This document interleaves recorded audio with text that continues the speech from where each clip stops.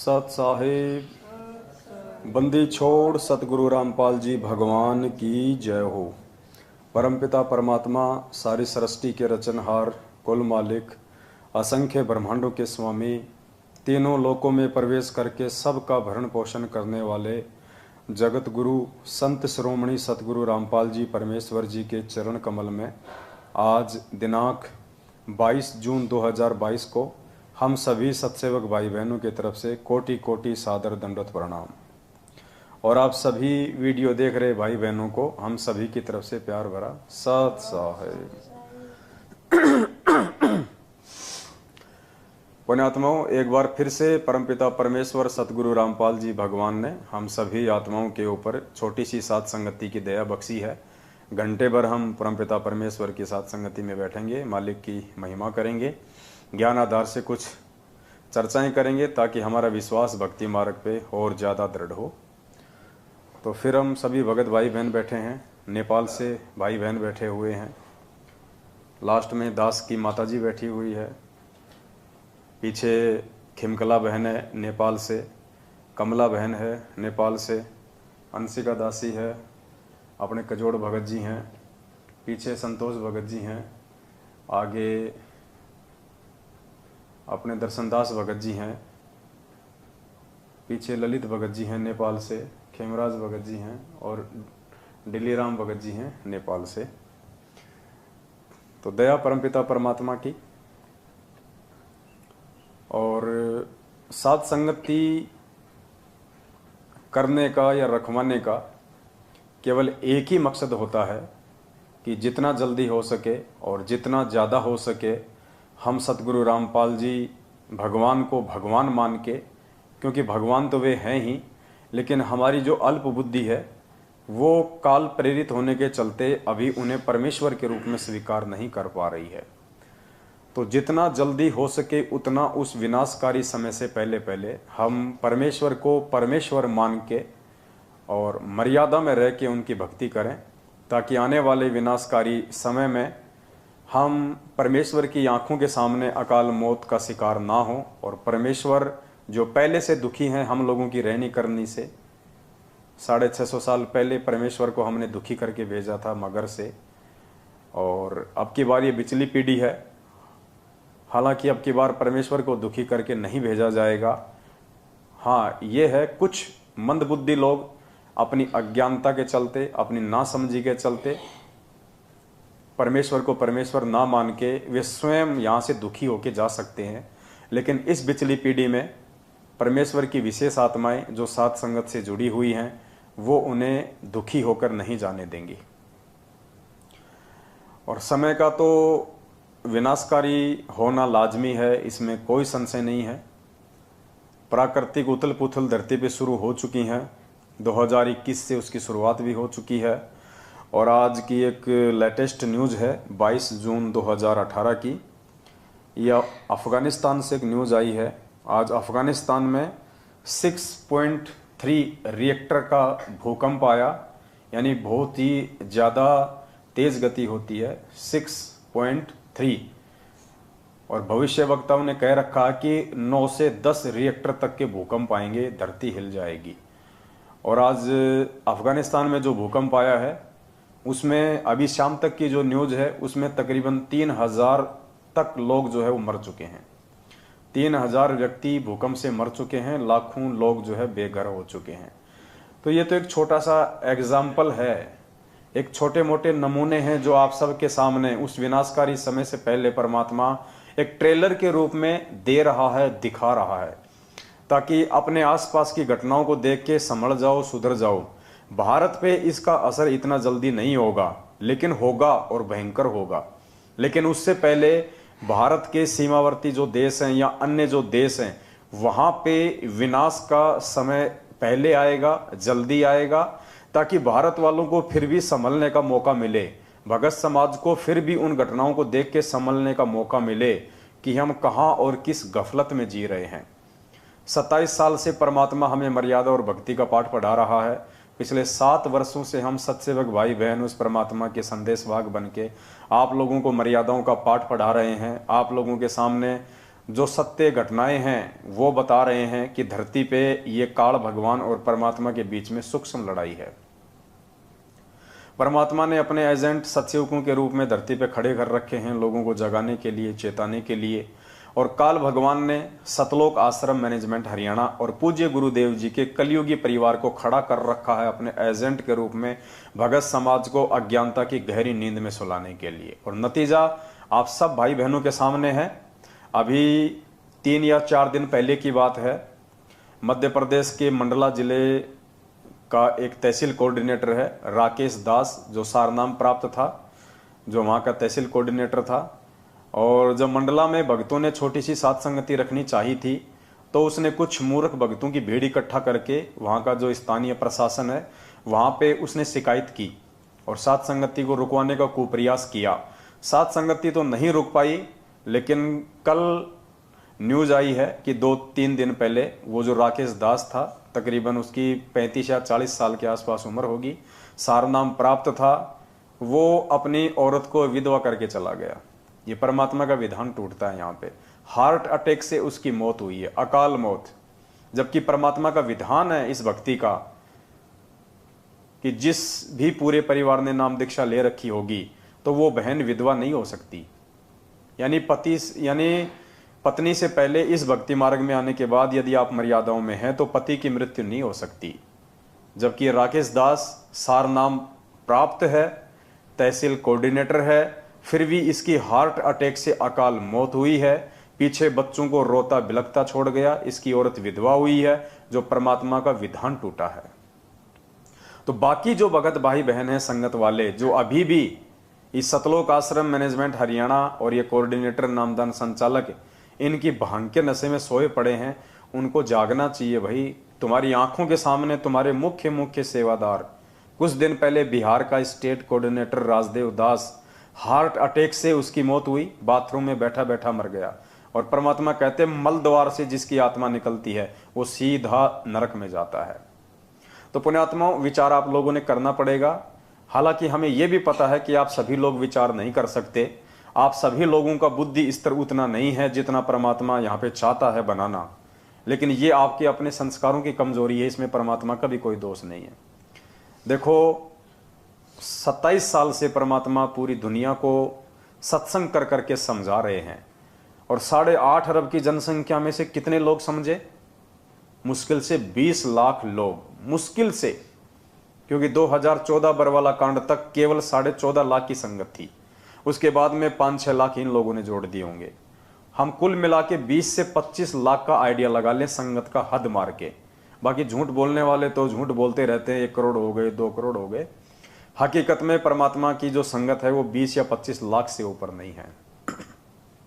ये तो संगत का आंकड़ा है, भक्तों का आंकड़ा नहीं बता रहा मैं केवल भीड़ का आंकड़ा बता रहा हूं, संगत का आंकड़ा है। भगत तो मुश्किल से 1-2 लाख ही होंगे परमात्मा के, मुश्किल से 1-2 लाख, जिनमें आधे तो सात संगतियों से जुड़ चुके हैं और आधे जुड़ने की प्रोसीजर में है। धीरे धीरे रोजाना सैकड़ों की संख्या में भाई बहन सात संगतियों से जुड़ते जा रहे हैं।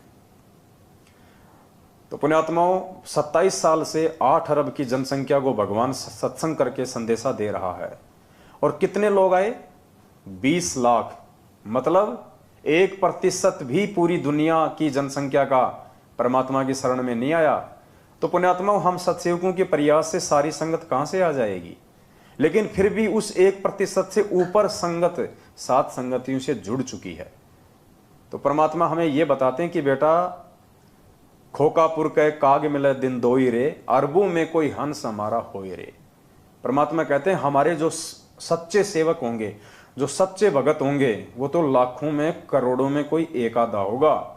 इसलिए आपको ज्यादा परेशान होने की या टेंशन लेने की जरूरत नहीं है कि हम 7 साल से इतनी मेहनत कर रहे हैं, इतने वीडियो बना रहे हैं, इतना लोगों को जगा रहे हैं, फिर भी संगत जाग नहीं रही। तो परमात्मा उदाहरण साथ साथ पेश कर रहे हैं कि बेटा, मैं भी तो 27 साल से 8 अरब की जनसंख्या को समझा रहा हूं, 1% भी अभी तक मेरी शरण में नहीं आया। तो रीजन क्या है? शरण में वो आएगा जिसके लिए परमात्मा धरती पे आया है, जो मोक्ष की अधिकारी आत्माएं हैं वर्तमान में पिछली पीढ़ी में। क्योंकि परमात्मा हीरे मोती लाल का व्यापारी है, परमात्मा कबाड़े का व्यापारी नहीं है। हालांकि शरण में तो चाहे पूरी दुनिया आ जाओ परमात्मा के, लेकिन वो शरण में आना नहीं होता है। परमात्मा कहते हैं ताते सतगुरु शरणा लीजे, कपट भाव जिन दूर करीजे। जो अपने मन से राग द्वेष छल कपट निंदा चुगली चोरी जारी स्वार्थ इन सब को दूर कर देता है, वो सतगुरु की शरण में माना जाता है, समझा जाता है। ऐसे नाम दीक्षा लेके हाथ में धागा बांध के गले में लॉकेट टांग के और फिर बाहर जाके चोरियां करते हैं, बाहर जाके शराब पीते हैं, उल्टे काम करते हैं, माता बहनों को छेड़ते हैं, रमेणियां कर करके दो दो बच्चे पैदा करके उनको छोड़ रहे हैं, वो परमात्मा की शरण में नहीं है। वो आप और हमारी नजर में भगत हैं, लेकिन परमात्मा की नजर में वो भगत नहीं है। तो पुण्यात्माओं, बार बार हम आप सभी भगत भाई बहनों से यही प्रार्थना करते आ रहे हैं, आज भी कर रहे हैं, और परमात्मा ने दया बख्शी तो आगे भी करते रहेंगे।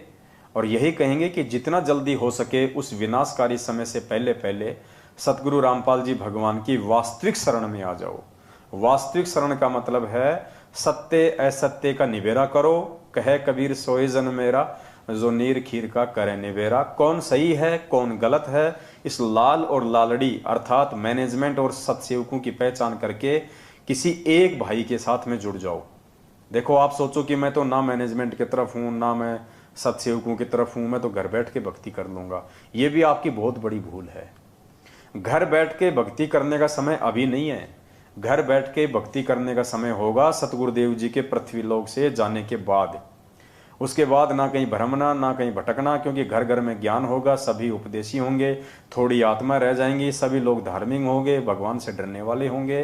तो उस समय खाली अपना काम धाम करना है, ना आपकी कोई मर्यादा तोड़वाने वाला कोई बचेगा। बढ़िया आपका परमात्मा व्यापार धंधा सेट कर देगा, 2 टाइम की रोजी रोटी का। फिर आपने अपना भक्ति करनी है, कहीं हांडने की जरूरत नहीं है, ना कहीं आश्रमों में धक्के खाने की जरूरत है, ना किसी भगत के चक्कर में आने की जरूरत है।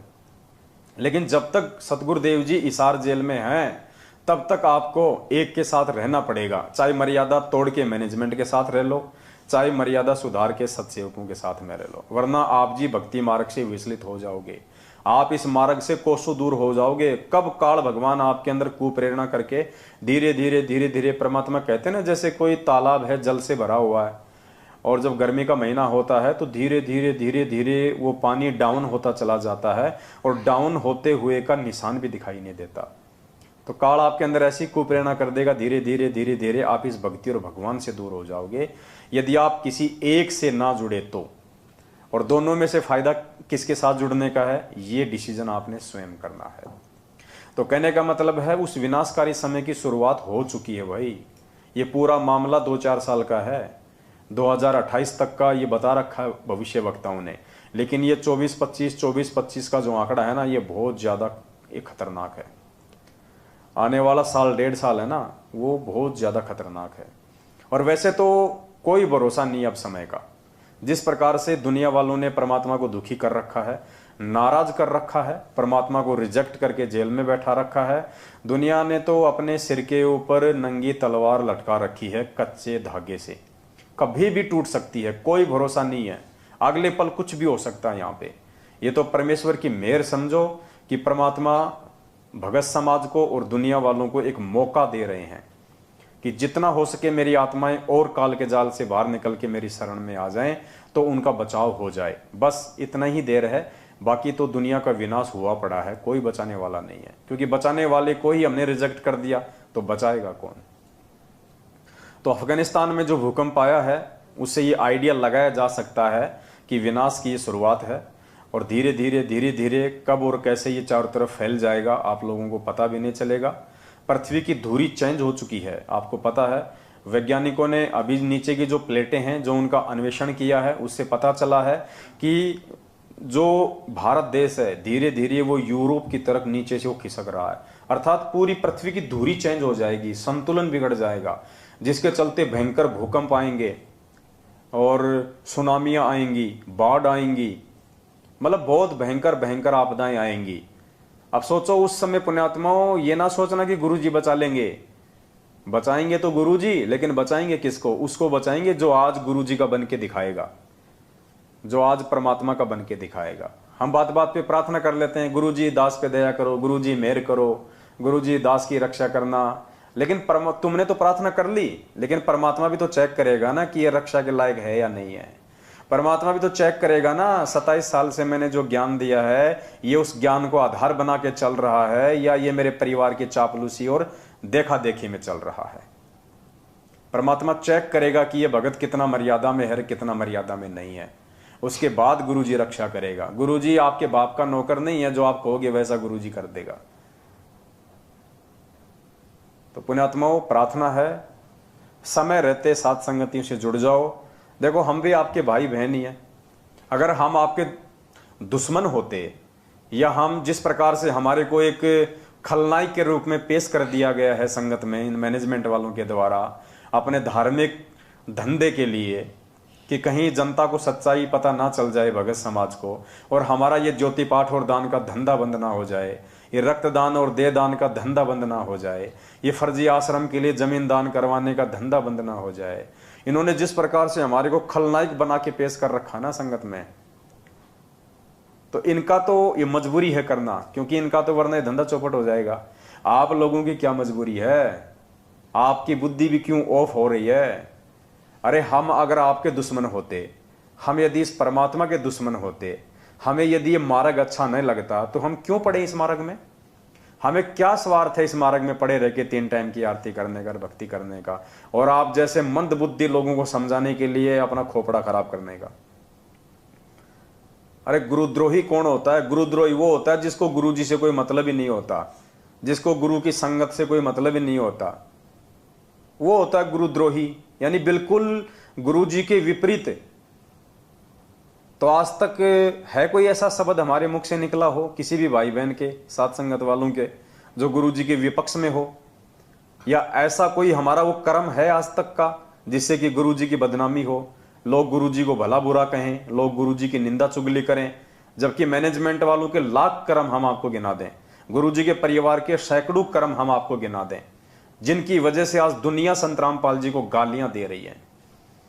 जब ये मनमुखी रूप से चंद पैसों के लिए राजनेताओं के तलवे चाटते हुए जब ये बीजेपी को वोट देने का फरमान जारी करते हैं पीले पर्चे के माध्यम से, तो कांग्रेस वाले और कांग्रेस के समर्थित जितने भी लाखों करोड़ों लोग हैं वो गुरुजी को गालियां देते हैं कि काय का संत है ये तो वास्तव में गुंडा है, भुंडा है, ये तो राम रहीम जैसा ही है, ये तो आसाराम जी जो है वो जैसा ही है, काय का संत, ये ज्ञान तो देता है सतलोकार, खुद ये गंदी राजनीति करता है। तो ये मैनेजमेंट अपनी करनी के चलते, अपने कुकर्मों के चलते गुरुजी को दुनिया से गालियां दिलवा रहा है। जब ये कांग्रेस को वोट डालने का आदेश देता है भक्तों को, तो बीजेपी वालों से गुरुजी को गालियां निकलवाता है। जब इसने हरियाणा के जाट आरक्षण में जाटों का समर्थन किया, तो बाकी जो कास्ट थी, राजपूत थे, अन्य जो कास्ट वाले थे, उनसे गालियां दिलवाई। सरकार का विरोधी बना दिया, क्योंकि हरियाणा के जाटों का जो पंगा था वो हरियाणा की बीजेपी सरकार से था, और मैनेजमेंट ने इन जाटों का समर्थन किया जाट आरक्षण में, तो सरकार से गुरुजी को जो है गालियां निकलवाई। तो इनके लाखों हम आपको कुकर्म गिना देंगे, जिसके चलते आज संत रामपाल जी भगवान दुनिया में निंदा के पात्र बने हुए हैं। तो गुरुद्रोही कौन हुआ? और ये ना समझना कि गुरुद्रोही वो ही होता है जो सीधा सीधा गुरुजी को गालियां दे। नहीं नहीं, ये कलयुग है, यहां हर चीज की परिभाषा चेंज हो गई है। गुरुद्रोही वो ही नहीं होता जो गुरुजी को गालियां दे, गुरुजी को भला बुरा कहे, गुरुजी की निंदा चुगली करे। उससे बड़ा गुरुद्रोही वो होता है जिसके कुकर्मों के चलते, जिसके उल्टे भक्ति विरुद्ध कर्मों के चलते दुनिया जिसके गुरुजी को गालियां दे। तो वो काम आज कौन कर रहा है? सतसेवक या सतलोक आश्रम मैनेजमेंट हरियाणा आपकी आंखों के सामने है। हाथ कंगन को आरसी क्या, पढ़े लिखे को फारसी क्या? ये तो गधे से गधा आदमी भी समझ सकता है कि 27 साल से जिस भगवान ने हमारी को धार्मिकता का पाठ पढ़ाया, आज उस भगवान का आदेश बता के हमसे गंदी राजनीति करवाई जा रही है। गधे से गधा इंसान भी समझ सकता है, जिस भगवान ने 27 साल की अकथनीय मेहनत के बाद हम भक्तों के हाथों में माला, सुमरनी, मंत्र कार्ड और दान धर्म करना सिखाया। इन हाथों से, जिन हाथों को परमात्मा ने जोड़ना सिखाया, क्या बरवाला कांड में वो परमात्मा इन हाथों में अपने भक्तों के लठ पत्थर, पेट्रोल बम और बंदूकें पकड़ा के पुलिस वालों को मारने के लिए खड़ा करेगा सामने? गधे से गधा भी समझ सकता है कि सतगुरुदेव जी के आदेशों की आड़ में 2014 बरवाला कांड से पहले, 2014 बरवाला कांड में और बरवाला कांड के बाद आज 7.5 साल से घटिया कुकर्म कौन करवा रहा है, कौन आदेश दे रहा है? ये सारा का सारा आदेश गुरु जी का परिवार, गुरु जी का कलयुगी परिवार, उनका भगोड़ा भाई महेंद्र 7.5 साल से मुंह नहीं दिखा रहा। और मुझे तो अंदेशा है कि कहीं वो मर ना गया हो, मुझे तो अंदेशा है कि कहीं वो मर ना गया हो, क्योंकि 72 प्रकार के तो उसको रोग लगे रहते थे, डायबिटीज, शुगर, पता नहीं क्या क्या उसको रोग थे। उसको आश्रम में भी वो रोगी था, गोलियों का थैला भर के चलता था वो, क्योंकि गुरु को भगवान माना नहीं, गुरु के आदेशों में कभी चलता नहीं था, उसकी नजर गुरु जी की गद्दी पे रहती थी, तो ठीक कहां से होगा? तो मुझे तो अंदेशा है कि महेंद्र जो है वो मर चुका है। 7.5 साल से किसी ने देखा ही नहीं उसको, ना उसका कोई ऑडियो आया, ना उसकी कोई वीडियो आई, ना उसका कोई मैसेज आया, ना उसका कुछ ही नहीं। और मैनेजमेंट कहीं ना कहीं उसकी मौत को छिपा रहा है कि यदि संगत को पता चल गया कि गुरुजी का भाई महेंद्र मर गया तो संगत में कोई खलबली ना मच जाए, हमारा धार्मिक धंधा बंद ना हो जाए। तो 99% तो दास को लगता है जिस प्रकार से वो बीमार रहता था। और बीच में एक खबर आई थी 1-2 साल पहले कि उसकी हालत बहुत ज्यादा खस्ता हो रही है, बिल्कुल कांटे की तरह हो गया सूख के, क्योंकि भगवान के साथ में जो गद्दारी करेगा उसका क्या बचेगा। मालिक कहते हैं राम किसी को मारे नहीं, मारे तो हत्यारा राम, अपने आप ही मर जाएंगे कर कर खोटे काम। तो पुण्यात्माओं कुछ नहीं बिगड़ेगा मैनेजमेंट का। क्यों नहीं बिगड़ेगा? क्योंकि भगत नहीं है। बिगड़ता किसका है? भगत का। ये तो काल के एजेंट हैं, गुरुजी के बेटा बेटी भाई बंधु रिश्तेदार जवाई, आपका स्टेट कोऑर्डिनेटर नामदान संचालक, इनका कुछ नहीं बिगड़ेगा, क्योंकि इनका तो पहले से ही सब कुछ बिगड़ा हुआ है। ये तो काल भगवान ने एक अपने एजेंट के रूप में चिन्हित करके इस पृथ्वी पे परमात्मा की शरण में लाके और इनको उस कमाल की तरह संगत के कर्म फुड़वाने के लिए धरती पे उतारा गया। परमात्मा ने कमाल को जीवित क्यों किया? ऐसे जीवित नहीं किया। परमात्मा ने कमाल को कोई भक्ति करवाने के लिए जीवित नहीं किया था। परमात्मा ने कमाल को जीवित केवल आज बिचली पीढ़ी वाले आप और हम जैसे मंद बुद्धियों की आंखें खोलने के लिए किया था कि काल उस बिचली पीढ़ी में भी ऐसा ही तांडव मचाएगा, ऐसा ही घटिया खेल खेलेगा। तो क्यों जीवित किया परमात्मा ने कमाल को? एक एग्जाम्पल के लिए। कैसे? कमाल को परमात्मा ने मुर्दे से जिंदा किया, एक तरीके से मालिक ने उसको नया जीवन दिया। और बचपन से परमात्मा ने उसको पढ़ाया लिखाया, जैसा भी था उस समय, उसको शिक्षा दी, उसको दीक्षा दी, अपने पास में रखा, उसको अपने बेटे जैसा उसको प्यार दिया। और आगे चल के वो कमाल गुरुद्रोही हुआ, परमात्मा की संगत को ले डूबा, मनमुखी रूप से वो गुरु बन के बैठ गया। गालियां तो उसने भी नहीं निकाली थी कभी परमात्मा को, राग द्वेष तो वो भी नहीं करता था इतना, निंदा चुगली तो कभी उसने भी नहीं की कबीर साहिब की, फिर भी वो गुरुद्रोही कहलाया। क्यों? उसके कर्मों के चलते, कर्मों के चलते वो गुरुद्रोही कहलाया। तो आज वो की वो स्थिति परमात्मा हमें समझाना चाह रहे हैं कि ये ना सोचना कि गुरुजी का भाई क्या कोई गद्दारी कर सकता है। अरे गुरुजी का बेटा है ये तो गुरुजी की बेटी है, ये थोड़ी ना ऐसा करेगी गुरुजी के साथ। वो कमाल भी तो गुरुजी का बेटा ही था, जिसको मुर्दे से जिंदा किया था, बचपन से लालन पालन पोषण किया था, बड़ा किया था। वो भी तो गुरुजी के परिवार का ही सदस्य था, मेंबर था। परमात्मा ने इसीलिए उसको जीवित करके एक एग्जाम्पल दिया आप और हमारे जैसे नालायकों की आंखें खोलने के लिए कि जब तुम कलयुग की बिचली पीढ़ी में जाओ तो मूर्खो, मेरा परिवार समझ के मेरे भाई बंधु रिश्तेदार बेटा बेटी पे आश्रित ना हो जाना। वो सब काल के एजेंट होंगे, क्योंकि काल ऐसा ही खेल खेलता है। 650 साल पहले कमाल को भेज दिया परमात्मा का बाग उजाड़ने के लिए। फिर परमात्मा ने जब धर्मदास जी के माध्यम से अपने मार्ग को चलाने की योजना बनाई तो धर्मदास के परिवार में धर्मदास के बेटे नारायण दास के रूप में मृत्यु अंध नाम का अपना काल का दूत भेज दिया। और धर्मदास की आगे फिर वो छठी पीढ़ी में आ गया काल टकसारी पंथ से। गरीबदास जी के पंथ में भी ऐसा ही हुआ, नानक जी के पंथ में भी ऐसा ही हुआ, उसके दोनों बेटे उसके विरोध में हो गए। तो आज संत रामपाल जी के इस मार्ग को काल कैसे सही तरीके से चलने देगा? उनके भाई को भेज दिया अपने एजेंट बना के, उनके बेटा बेटी भेज दी अपने एजेंट के रूप में, उनके रिश्तेदार भेज दिए अपने एजेंट के रूप में। क्योंकि काल को पता है कि संगत ये ज्ञान लेने के बाद में जगत वालों से भ्रमित नहीं होगी। अगर संगत को भ्रमित करना है तो संगत वालों के माध्यम से कराओ और विश्वास पैदा करके कराओ। तो काल क्या करता है, पहले विश्वास पैदा करवाता है कुछ भक्तों के ऊपर और उसके बाद विश्वास में लेके फिर भक्तों की आंखें फोड़ता है। तो ये गुरुजी का जो परिवार है ना, जिसके विषय में परमात्मा ने बहुत बार गहरी गहरी बातें बोल रखी हैं संगत में, यानी दुनिया का पहला संत है संत रामपाल जी महाराज, पहला संत जिन्होंने सार्वजनिक तौर पे सत्संग करते हुए लाखों की भीड़ के सामने ये कहा था कि पुण्यात्माओं, मेरे बेटा और बेटियों का नेचर क्या है, उनका व्यवहार क्या है। मैंने काफी बार आप लोगों को वीडियो सुनाया परमात्मा का, आज एक बार फिर से आप जियों को परमात्मा का वो वीडियो दास सुनाएगा, जिसमें परमात्मा ने अपने बच्चों के विषय में सार्वजनिक तौर पे खुल के साथ संगत में बताया हुआ है कि उनके बच्चों का क्या नेचर है, क्या उनका स्वभाव है। इस सत्संग में परमात्मा कह रहे हैं कि इस दास की 4 संतान थी। परमात्मा शब्दों पे ध्यान देना, गुरुदेव क्या कह रहे हैं, इस दास की 4 संतान थी, जबकि जीवित तो आज भी हो चारों। फिर गुरु जी ये क्यों कह रहे हैं कि थी, क्योंकि परमात्मा ने उनको रिजेक्ट कर दिया। परमात्मा कहते हैं साधु शब्दां परखिए और दुख पड़े घरनार, सूरवीर जद जानिए जब रण बाजे तलवार। तो संत और साधु की पहचान वो क्या कहना चाह रहे हैं, क्या संकेत कर रहे हैं, उनके शब्दों से होती है। तो परमात्मा कह रहे हैं वर्तमान में 2008 का सत्संग है ये, और उनकी चारों जो औलाद हैं, 2 बेटे 2 बेटियां, मंजू, अंजू, वीरेंद्र और मनोज, चारों अभी जिंदा हैं, इसी धरती पे हैं काल के एजेंट के रूप में। फिर भी गुरु जी कह रहे हैं कि मेरी 4 संतान थी यानी अब नहीं है।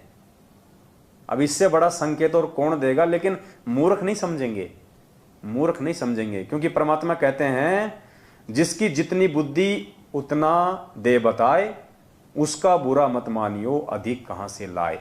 लेकिन समझदार भगत इन संकेतों को समझ के और सावधान हो जाते हैं, और आज साथ संगत से जुड़े हुए लाखों भाई बहन इन संकेतों को समझ के अपने आत्म कल्याण की ओर आगे बढ़ रहे हैं, ना कि बाकी संगत की तरह चापलूसी और जो है आधीनता को स्वीकार किए हुए हैं। सुनिए परमात्मा के मुख कमल से उनके बच्चों के विषय में।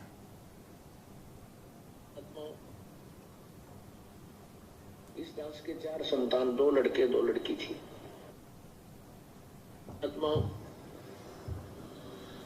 इस दास के 4 संतान, 2 लड़के 2 लड़की थी। यदि ये दास नींद और छोड़ रह जाता, अब मुझे पता है मैं कितने की खातिरदारी करूं, खूब पता है मुझे वो क्या नेचर है उनका, कैसा उनका स्वभाव, क्या करते। अब परमात्मा के चरणों में आया हूं, मेरे लाखों चेले बेटा बेटी हो गए, और एक को कहता हूं गजल गाना, 10 खड़े हो जाते हैं। ये क्या कारण है, क्योंकि मैंने परमात्मा की भक्ति का रटना लाई, और उस भक्ति की शक्ति से बच्चों में इतनी श्रद्धा बन गई, जब हाथों में रखा अपने गुरुदेव को, अपने पिता को। तो क्या कह रहे हैं पूज्य गुरुदेव जी कि पुण्यात्माओं, इस दास के 4 संतान थी, 2 लड़के 2 लड़की, और मुझे अच्छे से पता है उनका क्या व्यवहार है, क्या उनका नेचर है, और क्या वो मेरी खातिरदारी करते, अर्थात कितना मुझे सम्मान देते, कितनी वो मेरी इज्जत करते आगे चल के। अब इतनी खुल के आज तक दुनिया के किसी भी संत ने अपने बच्चों के बारे में नहीं बताया। तो क्यों संकेत किया परमात्मा ने? संगत को समझाने के लिए, संगत को जगाने के लिए कि भाई अगर तुम इनको मेरा बेटा बेटी मान के चल रहे हो तो बहुत बड़ी भूल में चल रहे हो, ये तो काल के बेटा बेटी हैं। और देख लो 2008 में परमात्मा ने संकेत किया कि मुझे अच्छे से पता है वो मेरी कितनी क्या इज्जत करते, और देख लो आज क्या हाल हो रखा है।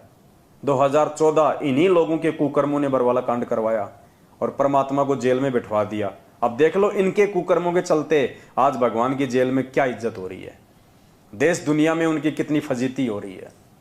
संगत का क्या हाल कर दिया इन लोगों ने काल प्रेरणा से, ज्योति पाठ के नाम पे ठगना शुरू कर दिया।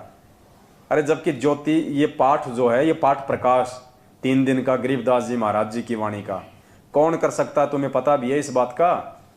तुम सबके घरों में इन्होंने एक पुस्तक डाल रखी है, भगत जी वो लाना है वो ब्लैक वाला जो बैग रखा अंदर, उसके अंदर एक पुस्तक होगी, वो जब जब भूल पड़े। तुम सबको दे रखी है वो पुस्तक, और स्पेशली भक्तों को दी हुई है। और ये भी कह रखा है कि गुरु जी का आदेश है इसको महीने में एक बार जरूर पढ़ना है। इसको मासिक पाठ बना दिया। जैसे हम आरती करते हैं, रोज पढ़ते हैं ना उसको, इसको मासिक पाठ बताया। मासिक पाठ यानी महीने में एक बार तो भक्तों ने इसको पढ़ना ही पढ़ना है, गुरु जी का आदेश है। जबकि इसमें आने वाले दिनों में दास आपको दिखाएगा, तुम लोग पढ़ते नहीं हो, और पढ़ते हो तो तुम्हारी बुद्धि में आ नहीं सकती ये बातें। क्यों नहीं आ सकती? क्योंकि इस पुस्तक को भी पढ़ने का एक फॉर्मूला है, और तुम लोगों को नहीं पता वो फॉर्मूला क्या है, और ना तुम्हें मालूम पड़ सकता। तुम जितना पढ़ोगे उतना ही तुम उलझते चले जाओगे। ये जो पुस्तक है ना, आने वाले दिनों में जिसका पोस्टमार्टम होगा परमात्मा के आशीर्वाद से, ये पुस्तक जैसे तुम पढ़ रहे हो वैसे नहीं पढ़ी जाएगी।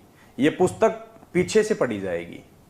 जैसे कुरान होती है ना, उसमें उल्टे शब्द पढ़े जाते हैं।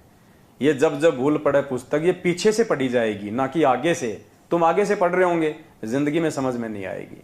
इसका एक फॉर्मूला है। आने वाले दिनों में परमात्मा दया करेंगे, दास आपको पीछे से पढ़ के सुनाएगा एक एक चीज, तब आपके समझ में आएगी। और ये जो पुस्तक है, ये सतलोक आश्रम मैनेजमेंट हरियाणा के साथ में जुड़े हुए लोगों के लिए जहर है, जहर। और सत्सेवकों के लिए ये अमृत है, अमृत। क्योंकि इस पुस्तक को जब हम पढ़ेंगे, इस पे वीडियो बनाएंगे, इसका पोस्टमार्टम होगा ज्ञान आधार से, तो सत्सेवकों का तो भक्ति मार्ग पे विश्वास बढ़ेगा। और साथ संगति से ना जुड़ के जो लोग मनमुखी रूप से मैनेजमेंट का आदेश मान के इस पुस्तक को पढ़ रहे हैं कि गुरु जी का आदेश है, उनको कुछ समझ में आएगा नहीं, उल्टी उनकी मर्यादा टूटेंगी। इसमें ऐसी ऐसी बातें लिखी हुई हैं जिससे आपको सीधा काल भगवान के मुंह में लेके जाया जाएगा। ये पुस्तक बिना साथ संगत से जुड़ा हुआ कोई भी व्यक्ति यदि इसको पढ़ेगा तो वो सीधा काल भगवान के मुंह में जाएगा, उसकी मर्यादा टूटेंगी। क्योंकि उसको बिगाड़ने की सामग्री है इस पुस्तक में, टोटली उसको बर्बाद करने की सामग्री है। और सत्सेवक जब साथ संगति के माध्यम से इस पुस्तक को पढ़ेंगे तो सत्सेवकों का परमात्मा पर भक्ति पे विश्वास दृढ़ होगा कि भगवान आपने दया करी, जो हमें आपने इस काल रूपी सतलोक आश्रम मैनेजमेंट हरियाणा से बचा लिया। आपने अपने कलयुगी परिवार रूपी काल भगवान के एजेंटों से बचा लिया, वरना आज हम धोबी के कुत्ते की तरह हो जाते, ना घर के ना घाट के, हमारे कुछ भी समझ में नहीं आता। तो आने वाले दिनों में इस पुस्तक को हम लेके चलेंगे। तो परमात्मा यहां पे अपने बच्चों के विषय में स्पष्ट बता रहे हैं, और आज तुम उन्हीं बच्चों की पूंछ पकड़ के चल रहे हो, उन्हीं की चापलूसी कर रहे हो, उसी कलयुगी भाई के आदेशों पे चल रहे हो, और उसी परिवार के आदेशों पे चंद टुकड़ों के लिए उनकी गुलामी करने वाले नामदान संचालक और कोऑर्डिनेटरों के पीछे चल रहे हो। भाई बुद्धि भ्रष्ट हो चुकी है।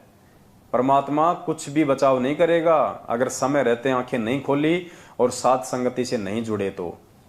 अरे परमात्मा कहते हैं, कहे कबीर सोए जन मेरा, जो नीर खीर का करे निबेरा। अरे सत्य असत्य को देखना, जांचना, परखना भगत का प्रथम कर्तव्य है। तुम्हें किस मूर्ख ने बहका दिया, तुम्हें किस पागल ने कह दिया कि पवनदास का वीडियो देखोगे तो तुम जो है तुम्हारा नाम खंड हो जाएगा। ये किसी मूर्ख व्यक्ति की सोच है, घटिया व्यक्ति की, जिसका अपना स्वार्थ होगा। वो कह सकता है, परमात्मा नहीं कह सकते। परमात्मा ने तो कह रखा कि कहे कबीर सोए जन मेरा, जो नीर खीर का करे निबेरा। अब नीर खीर यानी दूध और पानी, दूध और पानी को आपस में मिक्स कर दिया हो, और उसको यदि कोई छान के, कोई परख के, कोई ऐसी कोई विधि हो जिससे वो दूध को अलग कर दे, पानी को अलग कर दे। परमात्मा कहते हैं मेरा सच्चा भगत तो वो है, चाहे झूठ और सच को आपस में कितना ही मिला दिया जाए, मेरा भगत मेरे ज्ञान से उनमें नीर खीर का निबेरा कर लेगा, निर्णय कर लेगा कि सच क्या और झूठ क्या है। उसके बाद में सत्य का संग करेगा, झूठ को त्याग देगा। उसको बताया भगवान ने हंस। अरे तुमसे तो जगत वाले अच्छे। एक आदमी पढ़ लिख के जज बनता है, कोर्ट में बैठता है, वो क्या करता है? वो जज का काम क्या होता है? निर्णय देना। वो दोनों पक्षों की बातें सुनता है, भले एक उसमें दोषी है और एक उसमें निर्दोष है, वो दोनों की बातें सुनेगा, बड़े धैर्य से सुनेगा, पक्षपात नहीं करता वो। भले उसको 20 तारीख देनी पड़े आगे, जब तक वो जान नहीं लेगा, निर्णय नहीं कर लेगा, और नीर खीर का निबेरा नहीं कर लेगा कि सही कौन है और गलत कौन है, दोषी कौन है और निर्दोष कौन है, तब तक वो जज निर्णय नहीं देता, उसको कहते हैं जज। और तुम वैसे तो कहते हो कि हमने संत रामपाल जी भगवान से तत्व ज्ञान ले रखा है, हमारे गुरुजी ने हमारे को तत्व ज्ञान दे दिया। अरे गुरुजी ने तो सब कुछ दे दिया, तुमने क्या लिया? सोचो, तुम्हें अगर कोई जज बना दे, तुम भक्तों में से अगर किसी को कोई जज बना दे, नालायको तुम तो सबके घर बर्बाद कर दो, क्योंकि तुम्हारी तो आंखें नहीं है, तुम्हारी तो सही और गलत को फैसला करने वाली बुद्धि नहीं है, तुम तो देखा देखी में चलने वाले हो। तुमको कोई वकील साइड में आके 2 लाख रुपए दे दे, तुम तो आंखें बंद कर लोगे, क्योंकि तुम्हारी तो बुद्धि भ्रष्ट हो रखी है, मैनेजमेंट ने तुम्हारी बुद्धि भ्रष्ट कर रखी है। तुमसे अच्छा तो वो जगत वाला आदमी है जो कम से कम दोनों पक्षों की बातें सुनता है और उसके बाद में वो निर्णय किस आधार से करता है। वो अपने आधार से निर्णय नहीं करता, वो दोनों पक्षों की बातों को फिर कानून की किताब से मिलाता है, संविधान से मिलाता है, और संविधान के अंतर्गत जो दोषी होगा उसको दोषी करार देगा, जो निर्दोष होगा उसको निर्दोष करार देगा।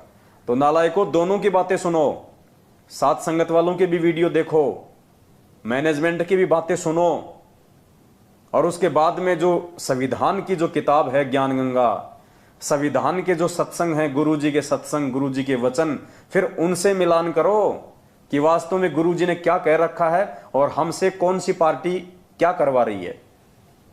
गुरुजी का संविधान कहता है भगत को राजनीति से कोसों दूर रहना चाहिए, राजनीति का भगत का 36 का आंकड़ा है, और तुम्हारे को उसी राजनीति रूपी खूटे के बांध दिया गया जानवर बना के।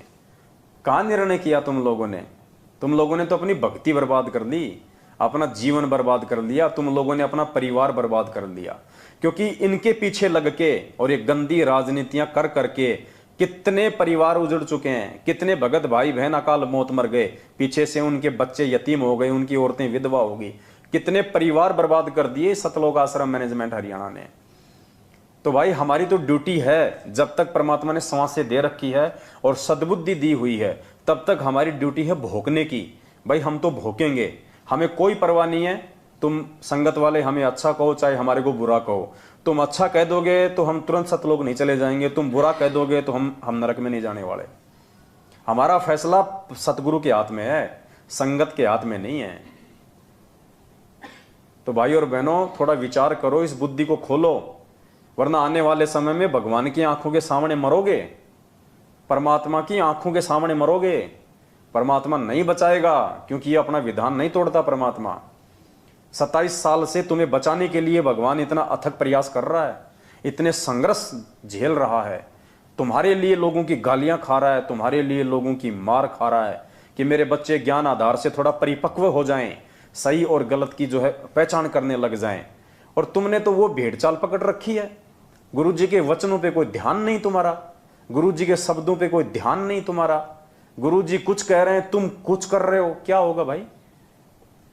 ये निर्णय कर लेना समय रहते, नहीं तो बहुत ज्यादा बुरी दुर्गति और दुर्दशा को प्राप्त हो जाओगे, जैसे आए दिन हो रहे हैं। तो विनती कर सकते हैं हम केवल, वरना हमारा कोई स्वार्थ नहीं है, कोई स्वार्थ नहीं है। अरे कम से कम देख तो लो एक बार, हम लोग बोल क्या रहे हैं, हम लोग कह क्या रहे हैं। अगर हम गुरुजी के वीडियो ना सुनते, यदि हम गुरुजी के सत्संग ना सुनते, गुरुजी के द्वारा लिखित पुस्तकें ना पढ़ते, तो हमें क्या मालूम पड़ता कि पहले हम जो भक्ति साधना में लगे हुए थे, हम जिस संत और पंथ के यहाँ पे अंधे होके लगे हुए थे, वो सही था या गलत था। और अगर हिम्मत करके गुरुजी के वीडियो देख लिए तो आज सही राह पे चल रहे हैं ना, नहीं तो नरक की राह पे जा रहे थे। तो कम से कम एक बार देख लो सही क्या है और गलत क्या है। गुरुजी ने कौन से सत्संग में मना किया? परमात्मा ने तो हमेशा यही कहा है कि दूसरे के पैकेट में रखी हुई वस्तु को जब तक खोल के नहीं देखोगे तुम्हें मालूम क्या पड़ेगा उसके अंदर है क्या, उसमें गोबर भरा है या उसमें शहद है। तो पुण्यात्माओं, थोड़ी हिम्मत करके, और अगर तुम्हें भय है कि नामखंड हो जाएगा तो कोई बड़ी बात नहीं, एक बार नामखंड कर लो, अरे फिर से शुद्ध करवा लेना। तुम्हें कौन सा गंगा जी में जाके स्नान करना पड़ेगा? गली गली में इन्होंने फर्जी नामदान के अंदर खोल रखे हैं। अगर खंड भी हो जाए तो शुद्ध करवा लेना। और वैसे भी तुम कौन से शुद्ध हो? एक भी आदमी शुद्ध नहीं है संगत में, एक एक भी भगत ये कह दे कि मैं शुद्ध हूं, कोई शुद्ध नहीं है, सब खंडित है। जिनका बाप जेल में बैठा हो वो कभी भी वो ब्राह्मण नहीं बन सकता, वो पंडित नहीं रह सकता, भगत नहीं रह सकता, जिसका बाप जेल में बैठा हो। और तुमसे ज्यादा खंडित तो ये तुम्हारा नाम शुद्ध करवाने वाले हैं। सबसे बड़े खंडित तो इन फर्जी नामदान केंद्रों का जो संचालन कर रहे हैं ना, वो है। क्योंकि यही लोग तो तुमसे मर्यादा तोड़वाते हैं, यही लोग तो तुम्हें पीले पर्चे के आदेश बताते हैं, इन्हीं लोगों की तुम गुलामी करते हो। और ये करते हैं ऊपर वालों की गुलामी, मैनेजमेंट की, गुरुजी के परिवार की। तो तुमसे पहले तो तुम्हारे नामदान संचालक और ये कोऑर्डिनेटर लोग हैं, ये खंडित हैं। तो तुम कहां से शुद्ध हो जाओगे? और तुम जैसे लोगों से नाम शुद्ध करवाने वाले कहां से शुद्ध हो जाएंगे? कुछ नहीं, ये तो परमात्मा कहते हैं ना कि वो रमलू वाली और ताई वाली जो कहानी थी, बोले अरे रमलू तने रो लियो, बोले ताई बोले आगे देखे जाना, रोए जाना। तो ये हाल करके छोड़ दिया तुम्हारा मैनेजमेंट ने, ना तुम घर के रहे ना तुम घाट के रहे। आज 90% संगत, जो भाई बहन साथ संगत से नहीं जुड़े हुए हैं, धोबी के कुत्ते जैसी हालत है उनकी, भले वो शर्मा शर्मी में किसी को ना बताओ। और अच्छी आत्मा है वो जो लोग समय रहते समझ गए, और आज भी धीरे धीरे समझते जा रहे हैं, लेकिन समय ज्यादा नहीं है। आगे का समय समझने समझाने का नहीं रहेगा, कुछ नहीं। जब आपत्ति आएगी, पूरे संसार पे विपत्ति आएगी, विनाश का समय शुरू होगा, तो तुम्हारे TV, radio, internet, mobile, WhatsApp, YouTube, mobile सब बंद हो जाएंगे। घर में घुसे रहोगे जैसे कोरोना के समय 2 महीने तुम घर के बाहर नहीं निकल सकते थे। फिर कहां जाओगे? कहां से विश्वास पैदा करोगे? कहां से दृढ़ता लाओगे? ये दृढ़ता उस समय उन आत्माओं में रहेगी, ये विश्वास परमात्मा उन आत्माओं में प्रकट करेगा जो आज सात संगतियों से जुड़ के 5 यज्ञ की खीर खा रहे हैं, अपने गुरु को भगवान मान के भोग लगा रहे हैं, भक्ति कर रहे हैं, मर्यादाओं में रह के और परमात्मा के मार्ग पे चल रहे हैं। उन आत्माओं को दृढ़ता मिलेगी, उन आत्माओं के साथ में उस समय सतगुरु रामपाल जी भगवान रहेंगे। तुम जैसे राजनीति करने वालों के साथ में तो काल भगवान भी अपना नाता तोड़ लेगा। खैर तुम्हारी मर्जी, हमारा तो काम है भाई बताने का, समझाने का। हम तो अपना जो फर्ज है वो पूरा हम करेंगे, बाकी आप भाई बहनों की अपनी अपनी अपनी समझ है। तो एक शब्द है परमात्मा का, पूज्य गुरुदेव जी के द्वारा लिखा हुआ है। शब्द को हम महिमा के रूप में गाएंगे और समझने का प्रयास करेंगे कि परमेश्वर ने इस शब्द के माध्यम से हम भक्तों को क्या जो है निर्देशित किया है। सत साहे गुरु से लगन कठिन है रे भाई, गुरु से लगन कठिन है रे। लगन लगे बिन काज न सरता, लगन लगे बिन जीव पर ले हो जाई, गुरु से लगन कठिन है रे भाई, गुरु से लगन कठिन है रे भाई। क्या कह रहे हैं परमात्मा? गुरु से लगन कठिन है रे भाई। पुण्यात्मा सबसे पहली जो लाइन है ना, सबसे पहली जो लाइन, ये पूरा निष्कर्ष है इस पूरे शब्द का। गुरु से लगन कठिन है रे भाई। आज 90% संगत की जो लगन है वो गुरु जी से नहीं है। गुरु से लगन का मतलब गुरु जी से एक रस हो जाना, गुरु जी को परमात्मा मान लेना, उसको कहते हैं गुरु से लगन लगना। यानी एक से जब आपकी लगन लग जाएगी तो दूसरे की आपको उम्मीद नहीं रहेगी, दूसरे की आपको आशा ही नहीं रहेगी। तो गुरु जी कहते हैं कि गुरु से लगन लगाना ही कठिन है, भक्ति कठिन नहीं है। अब 90% संगत की कैसे गुरु जी से लगन नहीं लग रही? क्योंकि जिन जिन लोगों ने ये 14 जून 2022 को एक कागज की फोटो के साथ में लगन लगा के उस काल्पनिक फोटो को अपना भगवान मान के उसका प्रगट दिवस मनाया है, उनकी कहां से गुरु में लगन है? कहां तुम्हारी गुरु में लगन हो गई? तुमने तो कागज की एक काल्पनिक फोटो से लगन लगाई है, अपने गुरु से कहां लगन लगाई? अगर गुरु से तुम्हारी लगन होती तो 14 जून को उधर मुंह करके भी नहीं सोते। और 8 सितंबर के दिन सतगुरु रामपाल जी भगवान का प्रकट दिवस मना के फिर साबित करते कि हमारी लगन तो हमारे जिंदा कबीर सतगुरु रामपाल जी भगवान से है। तुम्हारी कहाँ लगन है सतगुरु से? इसीलिए तो भगवान ये शब्द बनाए हैं हमारी आंखें खोलने के लिए कि मूर्खों कहाँ चल रहे हो तुम। नाम ले लिया, गले में लॉकेट डाल लिया, हाथ में रक्षा सूत्र बांध लिया और कह दिया मैं संत रामपाल जी का भगत, I am the follower of Sant Rampal जी, लगा लिया फेसबुक पे गोड़ गोड़ स्टेटस। ऐसे कोई गुरुजी से लगन लगती है क्या? ऐसे कोई गुरुजी का भगत माना जाएगा क्या? तो परमात्मा कहते हैं गुरु से लगन कठिन है रे भाई। और जिन आत्माओं की परमात्मा से लगन लग गई, जिनकी अपने सतगुरु से लगन लग गई, उन्हीं का बेड़ा पार होता है। कागज की फोटों से लगन लगाने वाले का बेड़ा पार नहीं होता। एक आत्मा के 2 पति जो बनाएगा वो तो नरक में जाएगा। गुरु गोविंद 2 नहीं भाई, जो 2 समझेगा वो दोजक में जाइए। तो 14 जून को तो तुम एक तो मना रहे हो कागज की फोटो को, फिर 8 सितंबर को जैसा मैनेजमेंट तुम्हें कहेगा जन्मदिन मनाना तो तुम जन्मदिन मना लोगे, अवतरण मनाना तो तुम अवतरण मना लोगे, त्योहार मनाना तो तुम 8 सितंबर को त्योहार मना लोगे। तुम्हारा कोई स्टैंड ही नहीं है। बिन पैंदे के लोटे, जिधर ठोकर मारो उधर ही उड़ जाओ। अरे तुम आत्मा एक हो, तुमने उसके पति 2 बना रखे हैं। ये तो वैश्या भक्ति है, व्यभिचारणी भक्ति कर रहे हो तुम। कहाँ जी रहे हो भक्तो? फिर कहते हो हम संत रामपाल जी के भगत हैं। अभी तो तुम काल के भगत हो। संत रामपाल जी के भगत हो, सत्संगति में आके देखो। गुरु से लगन कठिन है रे भाई, गुरु से लगन कठिन है रे भाई।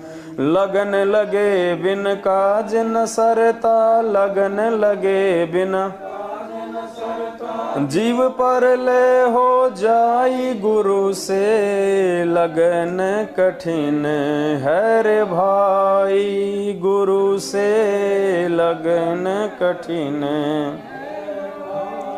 परमात्मा कहते हैं लगन लगे बिन काज नहीं सरता। एक सत्संग में कहा ना गुरुजी ने कि जब तक आप अपने गुरु को परमात्मा नहीं मानोगे तब तक तो आपकी भक्ति बने को नहीं। स्पष्ट कहा गुरुजी ने, जब तक आप अपने गुरु को परमात्मा नहीं मान लोगे तब तक आपकी भक्ति बनेगी नहीं।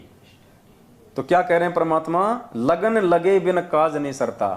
आज क्यों मर रहे हैं मैनेजमेंट वाले? आए दिन सारनाम प्राप्त लोग हार्ट अटैक से, एक्सीडेंट में, बीमारियों से, कोरोना में मर गए हजारों। क्यों मर रहे हैं?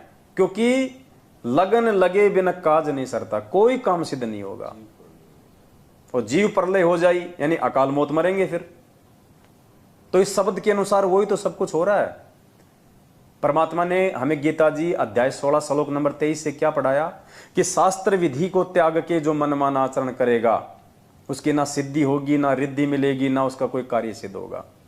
तो यही तो हो रहा है। हम इसी श्लोक के अनुसार तो चल रहे हैं 90% आज। शास्त्र विधि को त्याग के, क्योंकि शास्त्र तो क्या कहते हैं कि गुरु बड़े हैं गोविंद से और मन में देख विचार, हरि सुमरे सो रह गए और गुरु भजे होए पार। तो शास्त्र क्या कह रहा है कि गुरु, अगर कोई भगवान भी तुम मानते हो तो उससे भी बड़ा है। और कहते हैं कि तुम भगवान को पूजोगे गुरु के रहते सहते तो तुम पार नहीं हो पाओगे।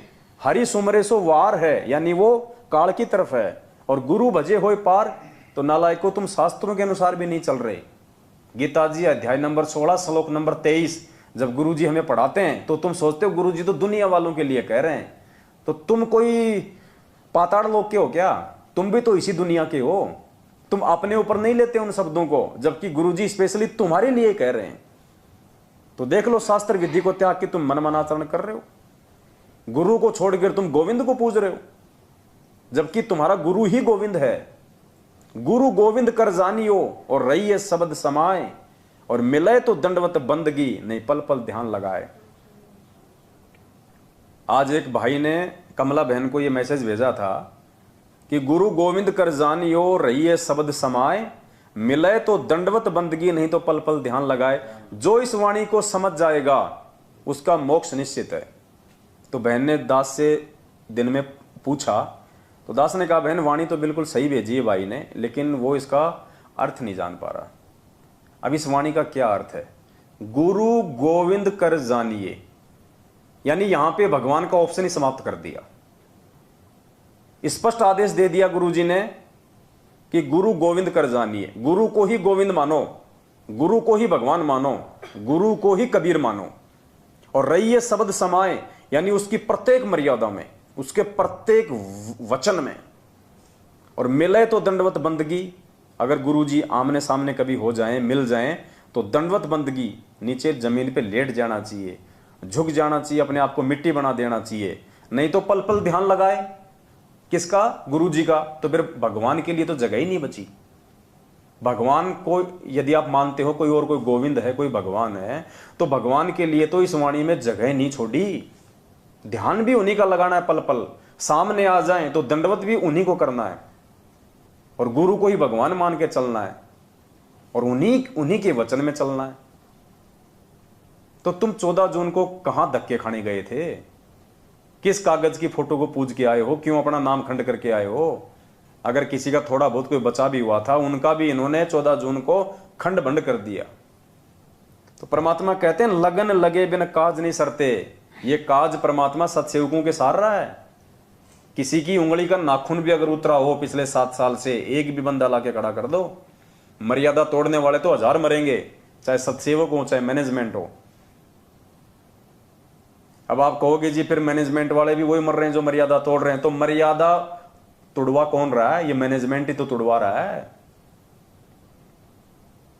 तो मालिक कहते हैं लगन लगे बिन काज नहीं सरते, जीव प्रलय हो जाए, गुरु से लगन कठिन है रे भाई।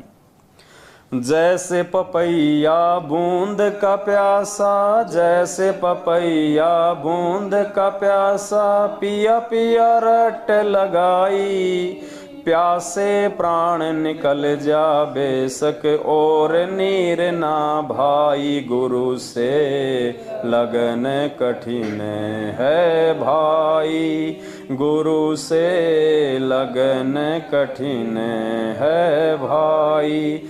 लगन लगे बिन काज न सरता, लगन लगे बिन जीव पर ले हो जाई, गुरु से लगन कठिन है भाई, गुरु से लगन कठिन है भाई। क्या कह रहे हैं परमात्मा? जैसे पपैया बूंद का प्यासा, पिया पिया रट लगाई। परमात्मा कहते हैं जैसे एक पपैया होता है ना, एक पक्षी होता है, और मालिक कहते हैं जो स्वाति नक्षत्र में जो बारिश होती है ना, वो केवल उस बारिश की बूंद का ही वो जो है वो जल ग्रहण करता है, बाकी जल नहीं पीता हो। चाहे प्यास के मारे वो प्यासा मर जाए, चाहे उसके प्राण निकल जाएं, अगर वो पानी पिएगा तो स्वाति नक्षत्र में जो बारिश होती है उसी का जल पिएगा। तो पुण्यात्माओं, यहां पे परमात्मा ने पपैया की जगह एक भगत को रखा है, एक साधक को रखा है, और स्वाति नक्षत्र वो परमेश्वर स्वयं, उसका ज्ञान, उसके वचन, उनके आदेश, उनकी वाणी। तो जो सच्चा भगत होगा वो केवल अपने परमात्मा, अपने सतगुरु पर ही आश्रित होगा। सतगुरु के अलावा, यानी उस पपैया के लिए नक्षत्र, मतलब स्वाति नक्षत्र के समय में जो बारिश होती है उसके अलावा चाहे ऊपर से अमृत बरसा दो, वो अपना मुंह नहीं खोलेगा। उस अमृत को भी वो अपने अंदर ग्रहण नहीं करेगा, क्योंकि उसके शरीर की जो व्यवस्था है, उसकी जो प्रकृति है, वो परमात्मा ने वैसी ही बना रखी है। तो पुण्यात्माओं, यहां परमात्मा समझ रहे हैं कि उस पपैया रूपी भगत को यदि आश्रित रहना है, यदि उसको निर्भर रहना है, यदि उसको वास्तव में अपना मोक्ष करवाना है, तो केवल और केवल अपने गुरु भगवान पे ही आश्रित रहना है। अगर वो आदेश की पालना करे तो अपने गुरु भगवान के ही आदेशों की पालना करे। वो अगर किसी की पूजा करे तो केवल अपने गुरु भगवान की ही पूजा करे। अगर किसी के वचन को माने तो केवल अपने गुरु भगवान के वचन को ही माने। और तुम्हारे को तो इन्होंने पपैया से काला कौवा बना दिया। काला कौवा, गुरु जी का तो तुम एक भी आदेश नहीं मानते, और सारे आदेश तुम मानते हो पीले पर्चों के, और पीले पर्चे लिख रहा है मैनेजमेंट। एक भी आदेश इस पीले पर्चे का गुरु जी के ज्ञान से मेल नहीं खाता। अरे आंखें फूट गई है जब तो बात अलग है। अगर आंखें सही हैं तो 27 साल से गुरु जी के सत्संग सुन लो और देख लो, कभी भी गुरु जी ने रक्तदान की बात करी हो? दे दान की बात करी हो, कभी भी आश्रम में गुरुजी ने भक्तों को आदेश दिया हो कि बच्चों रक्तदान करो, दे दान करो, कभी भी गुरुजी ने किसी पार्टी विशेष को वोट दिलाया हो? जैसे मैनेजमेंट आए दिन कहता है कि बीजेपी को वोट दो, बीजेपी का समर्थन करो। बिल्कुल ही मतलब इस दिमाग में कोयला भर रखा है क्या? गधे से गधा आदमी भी समझ जाए इतने सत्संग सुन के परमात्मा के। और हम क्या कर रहे हैं? पपैये के बजाय कौवे की भूमिका निभा रहे हैं। तो भाई क्या मिलेगा फिर खाने को? लेटरिन मिलेगा, टट्टी खाएगा फिर। वो स्वाति नक्षत्र वाली बूंद तो भाई पपैये के लिए होती है, कौवों के लिए नहीं होती। फिर तुम्हारे काज नहीं सर सकते। और अगर किसी के थोड़े बहुत काज सर रहे हैं तो समझ लेना तुम्हारी बैटरी चल रही है, परमात्मा का आशीर्वाद नहीं चल रहा। तो परमात्मा कहते हैं जैसे पपैया बूंद का प्यासा पिया पिया रट लगाई। अब बताओ, तुम्हारे को सार नाम तो लेना था अपने सतगुरु से। पपैये को बूंद तो पीनी थी स्वाति नक्षत्र की, और पिला दिया उनको ऊपर से तेजाब। अरे तुम्हारे को ये सार नाम तो लेना था अपने सतगुरु से। जैसे पपैया बूंद का प्यासा, हमें वो सार नाम रूपी बूंद अपने सतगुरुदेव जी के मुख कमल से लेनी थी। और तुम्हारे को इन काल एजेंटों ने सार नाम के नाम पे वो तेजाब पिला दिया, तेजाब, ये कह के कि ये स्वाति नक्षत्र की बूंद का जल है। तो बताओ तुम्हारे काज कहां से सरेंगे? भेड़ चाल में चलने वालों के काज कहां से सरेंगे? जैसे पपैया बूंद का प्यासा पिया पिया रट लगाई। हम लगा रहे हैं रट, हम सत्सेवक। देखो परमात्मा की महिमा उनके आशीर्वाद से। हमारी औकात नहीं है, ना धरती पे किसी औकात है जो भगवान के विषय में एक शब्द उसकी महिमा में गा दे। क्योंकि भगवान की महिमा हर किसी के समझ में आएगी नहीं, उनके बस की बात ही नहीं है। तो भगवान सद्बुद्धि दे के समझाता है, वो खुद अपनी महिमा करवाता है। जीव के बस की बात नहीं है जो भगवान की महिमा कर दे। तो पिया पिया रट तो कौन लगा रहा है? ये साध संगत वाले भाई बहन लगा रहे हैं पिया पिया रट। अपने सतगुरु को पल पल याद कौन कर रहा है? उनकी महिमा कौन गाना आ रहा है? हम सार नाम की ओर में नहीं भागते। हम सार नाम की दौड़ में 15-15 हजार रुपए देके अपना शिष्य धर्म को नष्ट नहीं करते। तो साध संगत से भाई बहन अपने गुरु को भोग लगा लगा के, उनको परमात्मा मान मान के उनको रिझा रहे हैं उनको। तो ये पिया पिया रट, ये सतगुरु सतगुरु रट कौन लगा रहा है? साध संगत वाले भाई बहन लगा रहे हैं। तो निर्णय कर लेना, आप लोग मैनेजमेंट की कुसंगति करके कव्य की श्रेणी में हो या साध संगत से जुड़ के पपैया की श्रेणी में हो। जैसे पपैया बूंद का प्यासा पिया पिया रट लगाई, प्यासे प्राण निकल जा बेशक और नीर ना भाई। हमें तो केवल सतगुरु के हाथों से ही सार नाम रूपी नीर पीना है, दूसरे के हाथ का तेजाब नहीं पीना, वो काला पानी नहीं पीना, कोयले का पानी नहीं पीना भाई। जो कोयले का पानी पिएगा फिर क्या होगा? उसका लीवर खराब होगा, फिर वो अकाल मौत मरेगा। देख लो आए दिन सैकड़ों लोग मर रहे हैं संगत में अकाल मौत। अरे और तो छोड़ो, ये जो राजस्थान के सोजत में जो इन्होंने फर्जी आश्रम बना रखा, अब की बार वहां पे इन्होंने जो प्रगट दिवस मनाया है, कल के अखबार में न्यूज आई है उनके प्रगट दिवस में जो भंडारा जो बच गया था, क्योंकि भंडारा इन्होंने 4-5 लाख के लिए बनाया, संगत वहां गई नहीं 1 लाख भी। तो भंडारा का क्या करेंगे? भंडारा इन्होंने फेंक दिया, भंडारा इन्होंने वहां पे नालों में फेंक दिया। और कल की न्यूज आई है 1 भैंस और 9 गाय मर गई वो खाना खा के। अरे बताओ, भगवान को भोग लगा हुआ अन्न खाने से कोई मरता है क्या? 1 भैंस और 9 गाय मरी है, इनके ऊपर मुकदमा करवाया कल वहां के लोगों ने। और जबकि गुरुदेव ने स्पष्ट बोल रखा कि ऐसे यदि कोई भंडारा यदि बच जाता है, पाठ का भंडारा, क्योंकि वहां तो पाठ चल रहा था ना, पाठ का यदि भंडारा यदि बच जाता है तो गुरुजी ने कहा कि या तो उसको जल प्रवाह करो या उसको जमीन में खड्डा खोद के डालो। इसी पुस्तक में लिखा हुआ है, इसी में। इसीलिए तो दास कह रहा है ना कि तुम्हारे को बिल्कुल विपरीत चलाया जा रहा है, इस पुस्तक के विपरीत।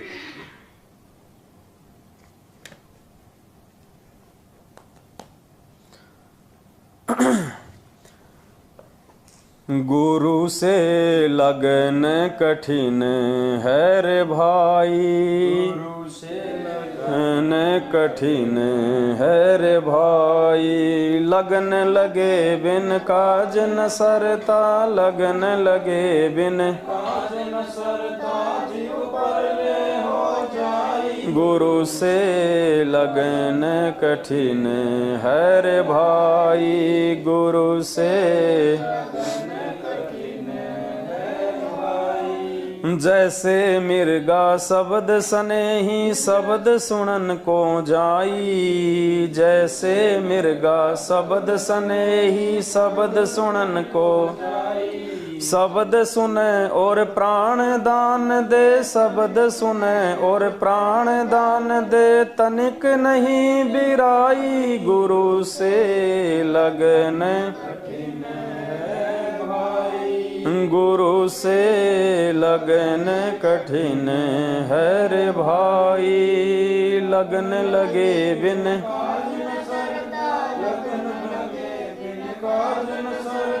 जीव पर ले हो जाई, गुरु से लगन कठिन है रे भाई, गुरु से लगन कठिन। आगे क्या करें परमात्मा, जैसे मिर्गा शब्द स्नेही शब्द सुनन को जाई। परमात्मा ने बताया जैसे हिरण है और हिरण के अंदर एक कर्ण विकार है और उसके नाभि के अंदर परमात्मा ने कस्तूरी बताई, और वो कस्तूरी प्राप्त करने के लिए जो शिकारी होता है वो क्या करता है, वो एक मीठी सी सारंगी पे एक वाद्य यंत्र आता है, एक म्यूजिकल इंस्ट्रूमेंट आता है जिसको बोलते हैं सारंगी, वायलिन जिसको बोलते हैं। वो एक ऐसी धुन प्रकट करता है, इतनी मीठी वो धुन प्रकट करता है कि वो हिरण जो होता है वो विवश हो जाता है, उसके आगे नतमस्तक होने को उसे रहा नहीं जाता, और वो हिरण स्वतः आकर्षित होकर उस धुन के ऊपर उस शिकारी के घुटनों पे अपना सिर रख के बैठ जाता है, और शिकारी उसको मार देता है या फिर उसको पकड़ लेता है और फिर उसकी वो कस्तूरी जो नाभि में होती है वो निकाल देता है। तो क्या कह रहे परमात्मा, जैसे मिर्गा शब्द स्नेही शब्द सुनन को जाई, शब्द सुने और प्राण दान दे, तनिक नहीं बिराई। उस शब्द को सुनने के लिए वो इतना विवश हो जाता वो कि वो अपने प्राणों की भी परवाह नहीं करता। वो पुण्यात्माओं, इसी प्रकार परमात्मा यहां कह रहे हैं कि जो सच्चा भगत होगा, जो नेक भगत होगा, वो केवल अपने सतगुरु के ही वचनों को महत्व देगा, दूसरे के किसी भी आदेश को फॉलो नहीं करेगा। वो चाहे कोई कितना ही मीठा बोले, चाहे कोई कितना ही अच्छा लोभ लालच वाला कोई आदेश बताए, चाहे कोई कितना ही ऑफर वाला कोई आदेश बताए, बिल्कुल नहीं मानेगा। वो केवल अपने सतगुरु के वचन का ही इंतजार करेगा, अपने सतगुरु के वचन पे ही वो टिका रहेगा, सतगुरु का ही वो इंतजार करेगा, क्योंकि उसका जो भाव होता है, जो सच्चा भगत होता है, उसका भाव केवल अपने सतगुरु के वचन के प्रति ही होता है। दूसरे के वचन को वो मान ही नहीं सकता, चाहे कोई कितना ही अच्छा बताए, चाहे कोई कितना ही, चाहे उनके परिवार का कोई सदस्य बतावे, चाहे कोई कोऑर्डिनेटर बताओ, उसके अंदर वो जो गुण होता है वो मतलब वो जन्मजात होता है।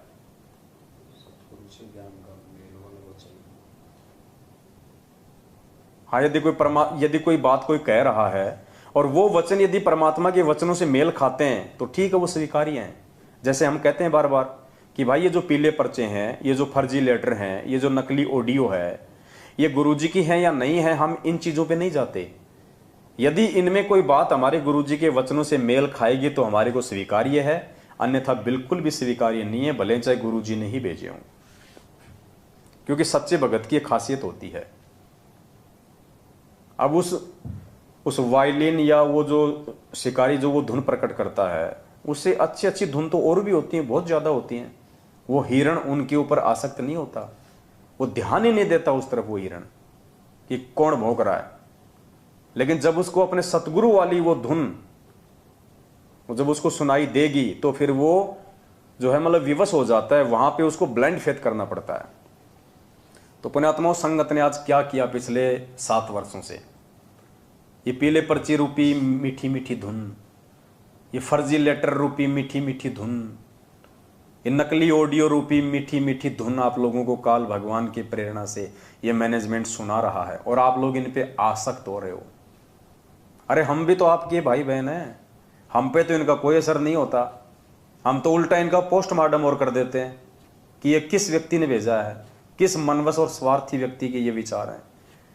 27 साल से भगवान के विचार सुन के कि हम इतना भी निर्णय नहीं कर सकते कि हमारे गुरुजी ने हमें क्या वचन कहे, हमारे गुरुजी ने भक्ति मार्ग पे हमारे को किस प्रकार से चलने के लिए आदेशित किया है, कि हम इतना भी नहीं जान सकते। साल भर तक टीचर ने पढ़ाया भारत की राजधानी नई दिल्ली, भारत की राजधानी नई दिल्ली, और जब परीक्षा का समय आया और उसमें कोई कहता कि बेटा भारत की राजधानी पंजाब, तो कोई मूर्ख व्यक्ति पंजाब लिखेगा, समझदार नहीं लिखेगा। तो कोई मूर्ख व्यक्ति होगा जो इन पीले पर्चों को गुरुजी का आदेश मान के इस राजनीति का हिस्सा बनेगा और अपने कर्म फोड़ेगा। तो ये जो मिर्गा वाली जो भूमिका है, ये पुण्यात्मा साथ संगति से जुड़ के सत्सेवक भाई बहन निभा रहे हैं, क्योंकि उन्हें अपने परमात्मा का जो शब्द है, जो परमात्मा की जो वाणी है, परमात्मा की जो धुन है, वो उन्हें याद है। हम केवल अपने परमेश्वर के वचनों पे आकर्षित होते हैं, किसी दूसरे के वचनों पे आकर्षित नहीं होते जो परमात्मा के ज्ञान से मेल ना खाए। तो मालिक कहते हैं, जैसे मिर्गा शब्द स्नेही शब्द सुनन को जाई, शब्द सुने और प्राण दान दे तनिक नहीं बिराई, गुरु से लगन कठिन है भाई। आगे परमात्मा कहते हैं, जैसे सती चढ़े सल ऊपर पिया रहो मन भाई, जैसे सती चढ़े सल ऊपर अग्नि देख डरे ना मन में, अग्नि देख डरे ना मन में, हंस हंस जा जल जाई, गुरु से लगन कठिन, गुरु से लगन कठिन है भाई। लगन लगे बिन काज न सरता, लगन लगे बिन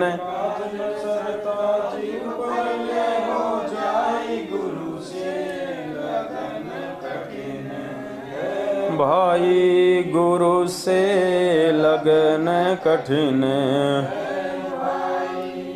क्या कह रहे हैं परमात्मा, जैसे सती चढ़े सल ऊपर पियो रहे मन भाई, अग्नि देख डरे ना मन में, हंस हंस जा जल जाई। परमात्मा एक दृढ़ भगत को समझाते हुए दृढ़ भगत को कह रहे हैं कि जैसे जैसे पहले के समय में परमात्मा ने बताया कि जब भारत देश अंग्रेजों का गुलाम था और हमारे देश में सती प्रथा थी। सती प्रथा यानी यदि किसी औरत का पति यदि मर जाता था तो औरत को उसकी चिता पे साथ साथ जो है वो जला दिया जाता था, उसको सती का नाम दिया जाता था। तो कहते हैं उस समय जो सती होती थी, जो औरत होती थी, उसके मन में ऐसे भाव भर दिए जाते थे। जब उसके पति की मृत्यु हो जाती थी तो उसके अंदर ऐसे विचार भर दिए जाते थे, उसके अंदर ऐसे भाव भर दिए जाते थे कि ना चाहते हुए भी वो आग में अपने पति के साथ बैठ के जलने से बिल्कुल भी नहीं डरती थी, नहीं घबराती थी वो। तो कहते हैं भगत का इतना ज्ञान सुनने के बाद में, इतने परमात्मा के वचन सुनने के बाद में, इतने सत्संग सुनने के बाद में एक भगत का यह दृढ़ विश्वास हो जाना चाहिए अपने सतगुरुदेव जी के प्रति। वो इतना उनके प्रति मतलब आकर्षित हो जाना चाहिए, अपने गुरु को इतना समर्पित हो जाना चाहिए कि उसको अपने सतगुरु के अतिरिक्त, अपने गुरु जी के वचन के अतिरिक्त दूसरी कोई चीज उसको दिखाई नहीं देनी चाहिए उसको। और चाहे उसको कोई कितना ही उसको रोकने का प्रयास करे, कोई कितना उसको टोकने का प्रयास करे। कहते हैं जैसे सती चढ़े सल ऊपर पियो रहे मन भाई, अग्नि देख डरे ना मन में, हंस हंस जा जल जाए। वो आग को भी देख के नहीं डरती। उसके घर वाले कहते हैं कि ये छोड़ देना, ये तू क्या करेगी जल के, देख तेरे छोटे छोटे बच्चे हैं, इनको कौन पालेगा। उसको संपत्ति का उसको लालच दिखाया जाता है, उसको बाल बच्चों की मोह ममता में उसको मतलब फंसाया जाता है। लेकिन वो तो मतवाली हो जाती है, उस पर तो नशा सवार हो जाता है कि नहीं, अगर मेरा पति नहीं तो मैं भी नहीं, मेरे पति का कोई वजूद नहीं तो मेरा भी कोई वजूद नहीं। हमारे राजस्थान के सांबर में एक संत थे, उनके विषय में एक कथा प्रचलित है, मुझे उनका नाम नहीं पता, दोनों गुरु शिष्य का। तो उनके जो गुरुजी थे उन्होंने समाधि ले ली, उन्होंने अपना शरीर छोड़ दिया। और उसके बाद उनका आश्रम में जो एक परम भक्त था उसने उसी दिन से अपनी आंखें बंद कर ली थी, पट्टी नहीं बांधी ना आंखें फोड़ी, आंखें बंद कर ली उन्होंने। और उन्होंने कहा कि जब मेरा गुरु ही नहीं है इस दुनिया में तो मैं यहाँ पे मैं देखूं किस चीज को। और यहाँ की चीजें देखने के लायक है क्या? कौन सी वस्तु है जो देखने के लायक है? जब मेरा गुरु ही नहीं रहा, अगर दर्शन मैं करता तो केवल अपने मैं गुरु के दर्शन करता। दीदार यदि मैं इन आंखों से करूं तो मैं अपने गुरु के करूं, और कोई भी चीज यहाँ पे दीदार के लायक नहीं है। तो उसने अपनी आंखें बंद कर ली और आजीवन उसने अपनी आंखें नहीं खोली जब तक उसने शरीर नहीं छोड़ा। हालांकि तत्व ज्ञान की दृष्टि से ये मतलब उचित नहीं है, उन आत्माओं को ज्ञान नहीं था, लेकिन उनके भाव थे, उनका समर्पण था। तो हमने उनके उस अज्ञान को नहीं पकड़ना, हमने उसके अज्ञान के पीछे छुपे हुए अपने गुरु जी के प्रति प्रेम भाव और समर्पण को पकड़ना है कि ऐसे ऐसे भगत भी होके जा लिए। तो यहां ये शब्द में परमात्मा कह रहे हैं कि जैसे सती चढ़े सल ऊपर पियो रहे मन भाई, अग्नि देख डरे ना मन में हंस जा जल जाई। उसको कितना लोभ लालच स्वार्थ उसको दिखाया जाता, उसको डराया जाता, उसको धमकाया जाता है, लेकिन वो अपने सतगुरु के प्रति इतनी ज्यादा आसक्त हो जाती है, इतनी ज्यादा समर्पित हो जाती है, इतनी ज्यादा मतवाली हो जाती है, उसको दुनिया में फिर कोई दूसरी बकवाद उसको दिखाई नहीं देती। तो सच्चे भगत की तरफ परमात्मा यहां पे इशारा कर रहे हैं।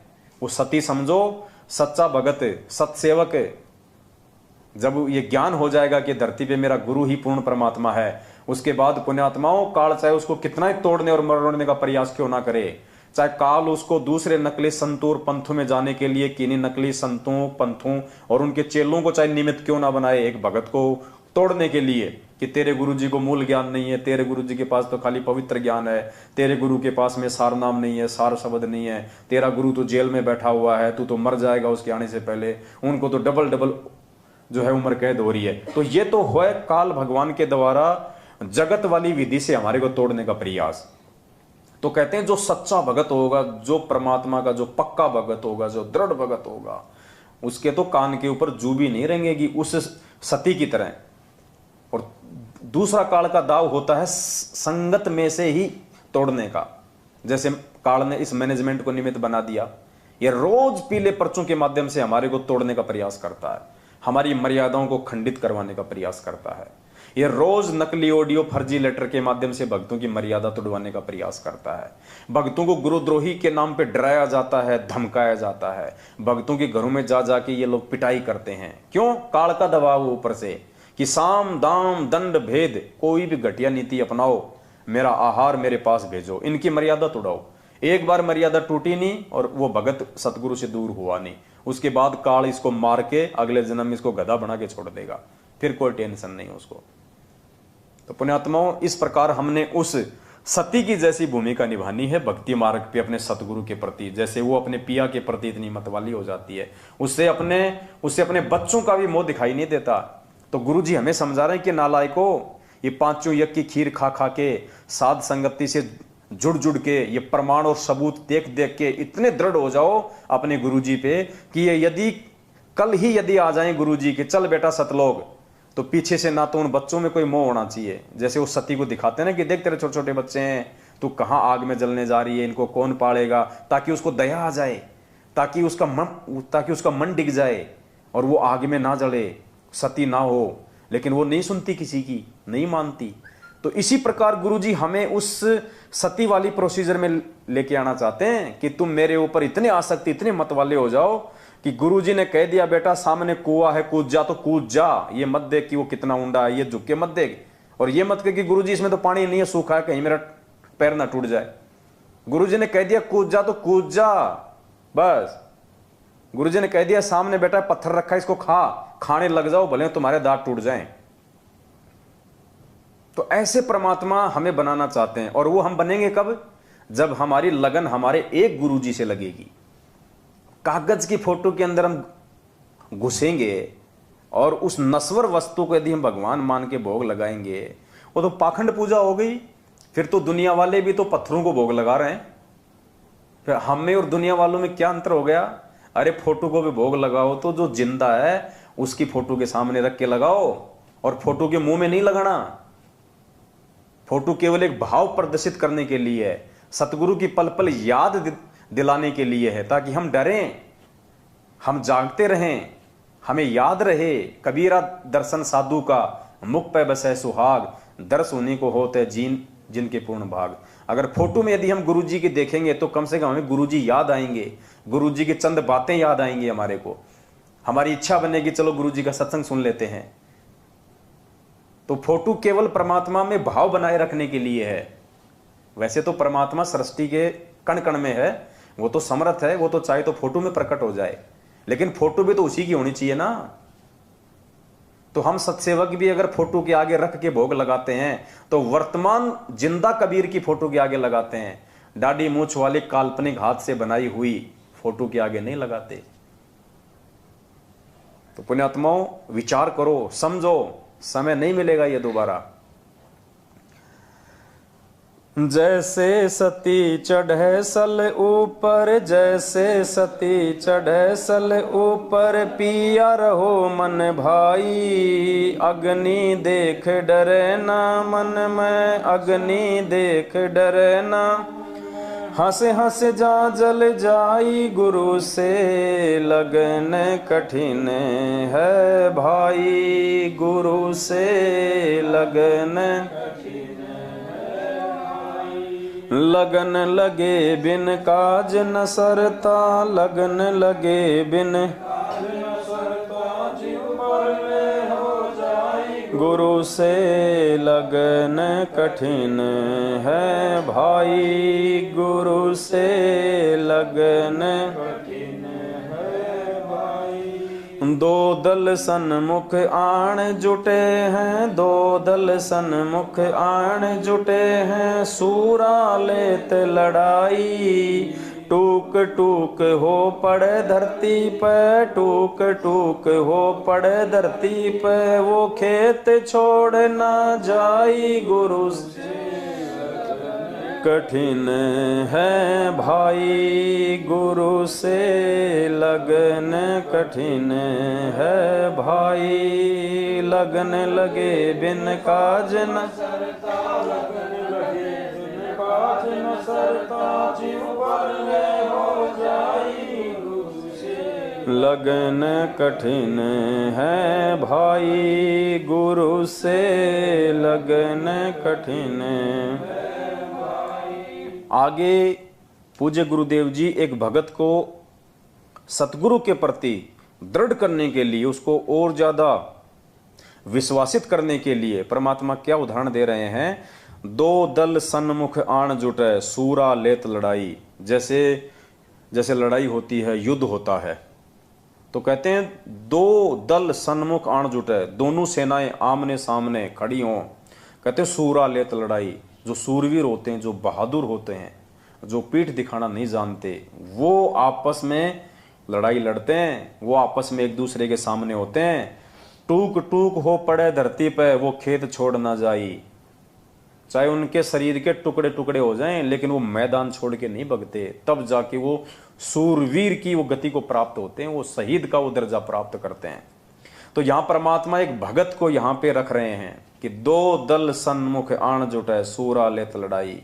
दो दल हैं यहाँ पे, एक इस काल भगवान का और एक इस परमेश्वर का, और सूरा लेत लड़ाई। अब इस लड़ाई को वो लड़ेगा जो सूरवीर होगा। एक लड़ाई तो चल रही है काल भगवान और परमात्मा के बीच में मर्यादाओं को लेके, दूसरी लड़ाई चल रही है इन दोनों के एजेंटों को लेके। काल का एजेंट ये मैनेजमेंट, सतगुरु के एजेंट ये साथ संगत वाले। तो कहते हैं सूरा लेत लड़ाई, जो सूरवीर होगा वो इस लड़ाई को जो है वो लड़ेगा। सूरवीर ही लड़ाई को लड़ सकता है, सच्चा भगत ही ये लड़ाई लड़ेगा, ये ज्ञान आधार की। और किससे लड़ेगा? परमात्मा कहते हैं वज्रबान की बोऊ बाड़ी, सतगुरु संत जीत हैं राड़ी। परमात्मा ने हमारे को तत्व ज्ञान रूपी ये वज्रबान दिया है, ये अस्त्र शस्त्र दिए हमारे को, ज्ञान आधार। ये तत्व ज्ञान रूपी जो ज्ञान है ये हमारा हथियार है, अस्त्र शस्त्र है। सतगुरु संत जीत है राड़ी। अब जो सतगुरु का संत होगा, जो सतगुरु का सच्चा भगत होगा, वो इस राड़ी अर्थात इस राड को, इस झगड़े को, इस फसाद को ज्ञान आधार से वो जीतेगा। तो कहते हैं दो दल सन्मुख आण जुटे हैं, सूरा लेत लड़ाई, टूक टूक हो पड़े धरती पे, वो खेत छोड़ ना जाए, वो मैदान छोड़ के नहीं भगेगा, इस परमेश्वर के मार्ग को छोड़ के नहीं जा सकता। गुरुजी कहते हैं ना कि वाणी है परमात्मा की कि सो काल जग जोड़ी, कौन सी है, पर द्वार छोड़ ना जाए। हाँ, गुरुदेव कहते हैं द्वार धनी के पड़ा रहे चाहे धक्के धनी के खा, सो काल जग जोड़ ही पर द्वार छोड़ ना जाए। तो ये परमात्मा का द्वार, ये परमात्मा का ये रण क्षेत्र है, ये भक्ति मार्ग जो है, जो सतगुरु रामपाल जी भगवान ने हमारे को जो एक सेना के रूप में खड़े किया है, विश्वास करके हमारे को परमात्मा ने काल भगवान की सेना के सामने जो खड़े कर दिया, हमारे को तत्व ज्ञान रूपी अस्त्र शस्त्र देके हमको भगत बना के एक सैनिक के रूप में परमात्मा ने इस युद्ध मैदान में, इस आध्यात्मिक महाभारत में हमारे को परमात्मा ने आज लाखों भक्तों को जो है वो खड़ा कर दिया। अब मालिक कहते हैं कि कौन लड़ेगा ये लड़ाई, सूरवीर लड़ेगा, जो सच्चा भगत होगा वो लड़ेगा। टूक टूक हो पड़े धरती पे पर खेत छोड़ ना जाई। अब टूक टूक होके पड़ने का मतलब आध्यात्मिक मार्ग में क्या होता है कि तुम्हारे को डराया जाएगा, तुम्हारे परिवार वालों के द्वारा, तुम्हारे रिश्तेदारों के द्वारा, तुम्हारे ऑफिस वालों के द्वारा, तुम्हारे समाज वालों के द्वारा। कोई किसी का पति किसी को जो है वो तोड़ने का प्रयास करेगा, डराएगा, धमकाएगा, घर से निकाल दूंगा, मैं निकल जाऊंगा, मार दूंगा, ये कर दूंगा। तो कहते हैं जो सच्चा भगत होता है, जो सूरवीर होता है, जो सतगुरु का, कहते हैं टूक टूक हो पड़े धरती पे, यानी वो सारे संघर्ष सहन करेगा, हर किसी के कुबोल वचन सुनेगा, किसी का कोई प्रत्युत्तर नहीं देगा। क्योंकि पुण्यात्मा एक सत्संग में परमात्मा ने बताया कि भक्ति मार्ग में सूरवीर वो होता है जो सहन करता है। जैसे जगत की दृष्टि में तो सूरवीर उसको कहते हैं जो 20-30 को मार दे, उसको कहते हैं सूरवीर। लेकिन आध्यात्मिक दृष्टि में सूरवीर वो होता है जो किसी का मर्डर नहीं करता, किसी को दुखी नहीं करता, किसी को सताता नहीं है। सूरवीर वो होता है जो सहन करता है, जो संघर्ष करता है, उसको भक्ति मार्ग में सूरवीर कहते हैं।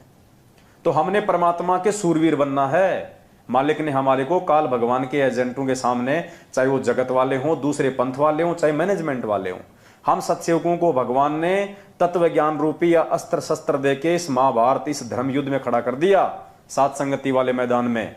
अब परमात्मा कहते हैं कि बच्चों टूट मत जाना, टूक टूक हो पड़े धरती पे, चाहे कोई कितना ही तोड़ने का प्रयास करें, ये कितना ही सात संगतियों में आके हमारे को रोकने का प्रयास करें, तोड़ने का प्रयास करें, पुलिस प्रशासन को लाके हमारे को डराने धमकाने का प्रयास करें, परमात्मा कहते हैं जो सूरवीर होगा वो टूटता नहीं है। कोई बात नहीं भाई, तुम तुम्हारा काम करो, हम हमारा काम करेंगे।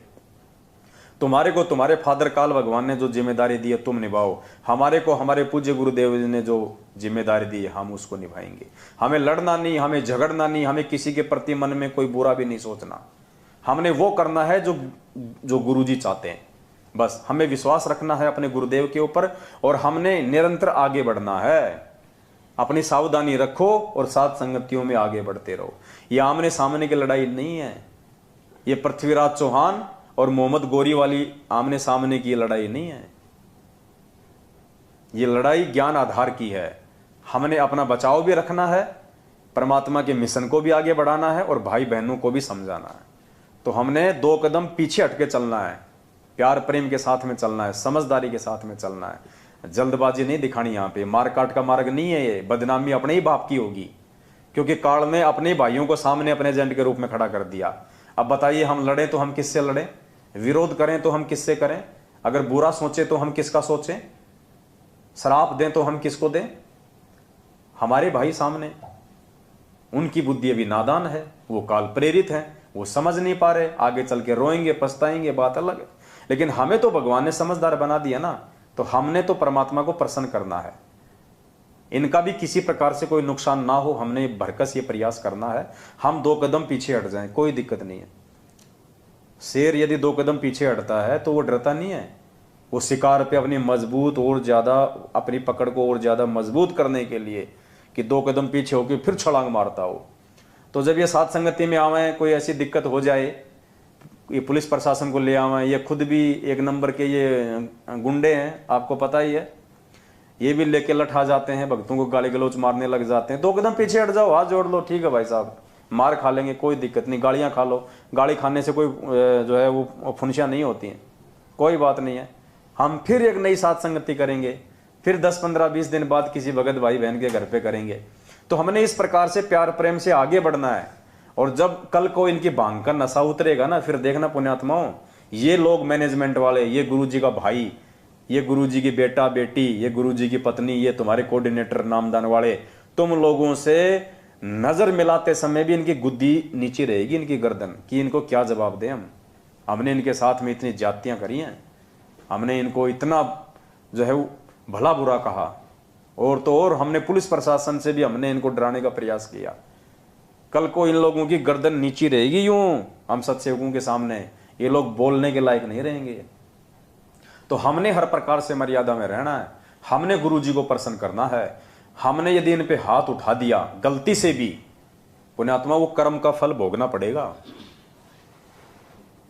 हम चाहे कितने अच्छे बन के रह रहे हैं, कितने मर्यादा में, अगर हमने मर्यादा तोड़ी तो मर्यादा टूटने वाला जो कर्म है वो हमने भोगना पड़ेगा। ये विधान है यहाँ का, अच्छे का अच्छा मिलेगा और बुरे का बुरा मिलेगा। तो वही बात है पुण्यात्माओं, अब तो थोड़ा सा ही समय ये शेष रहा है। परमात्मा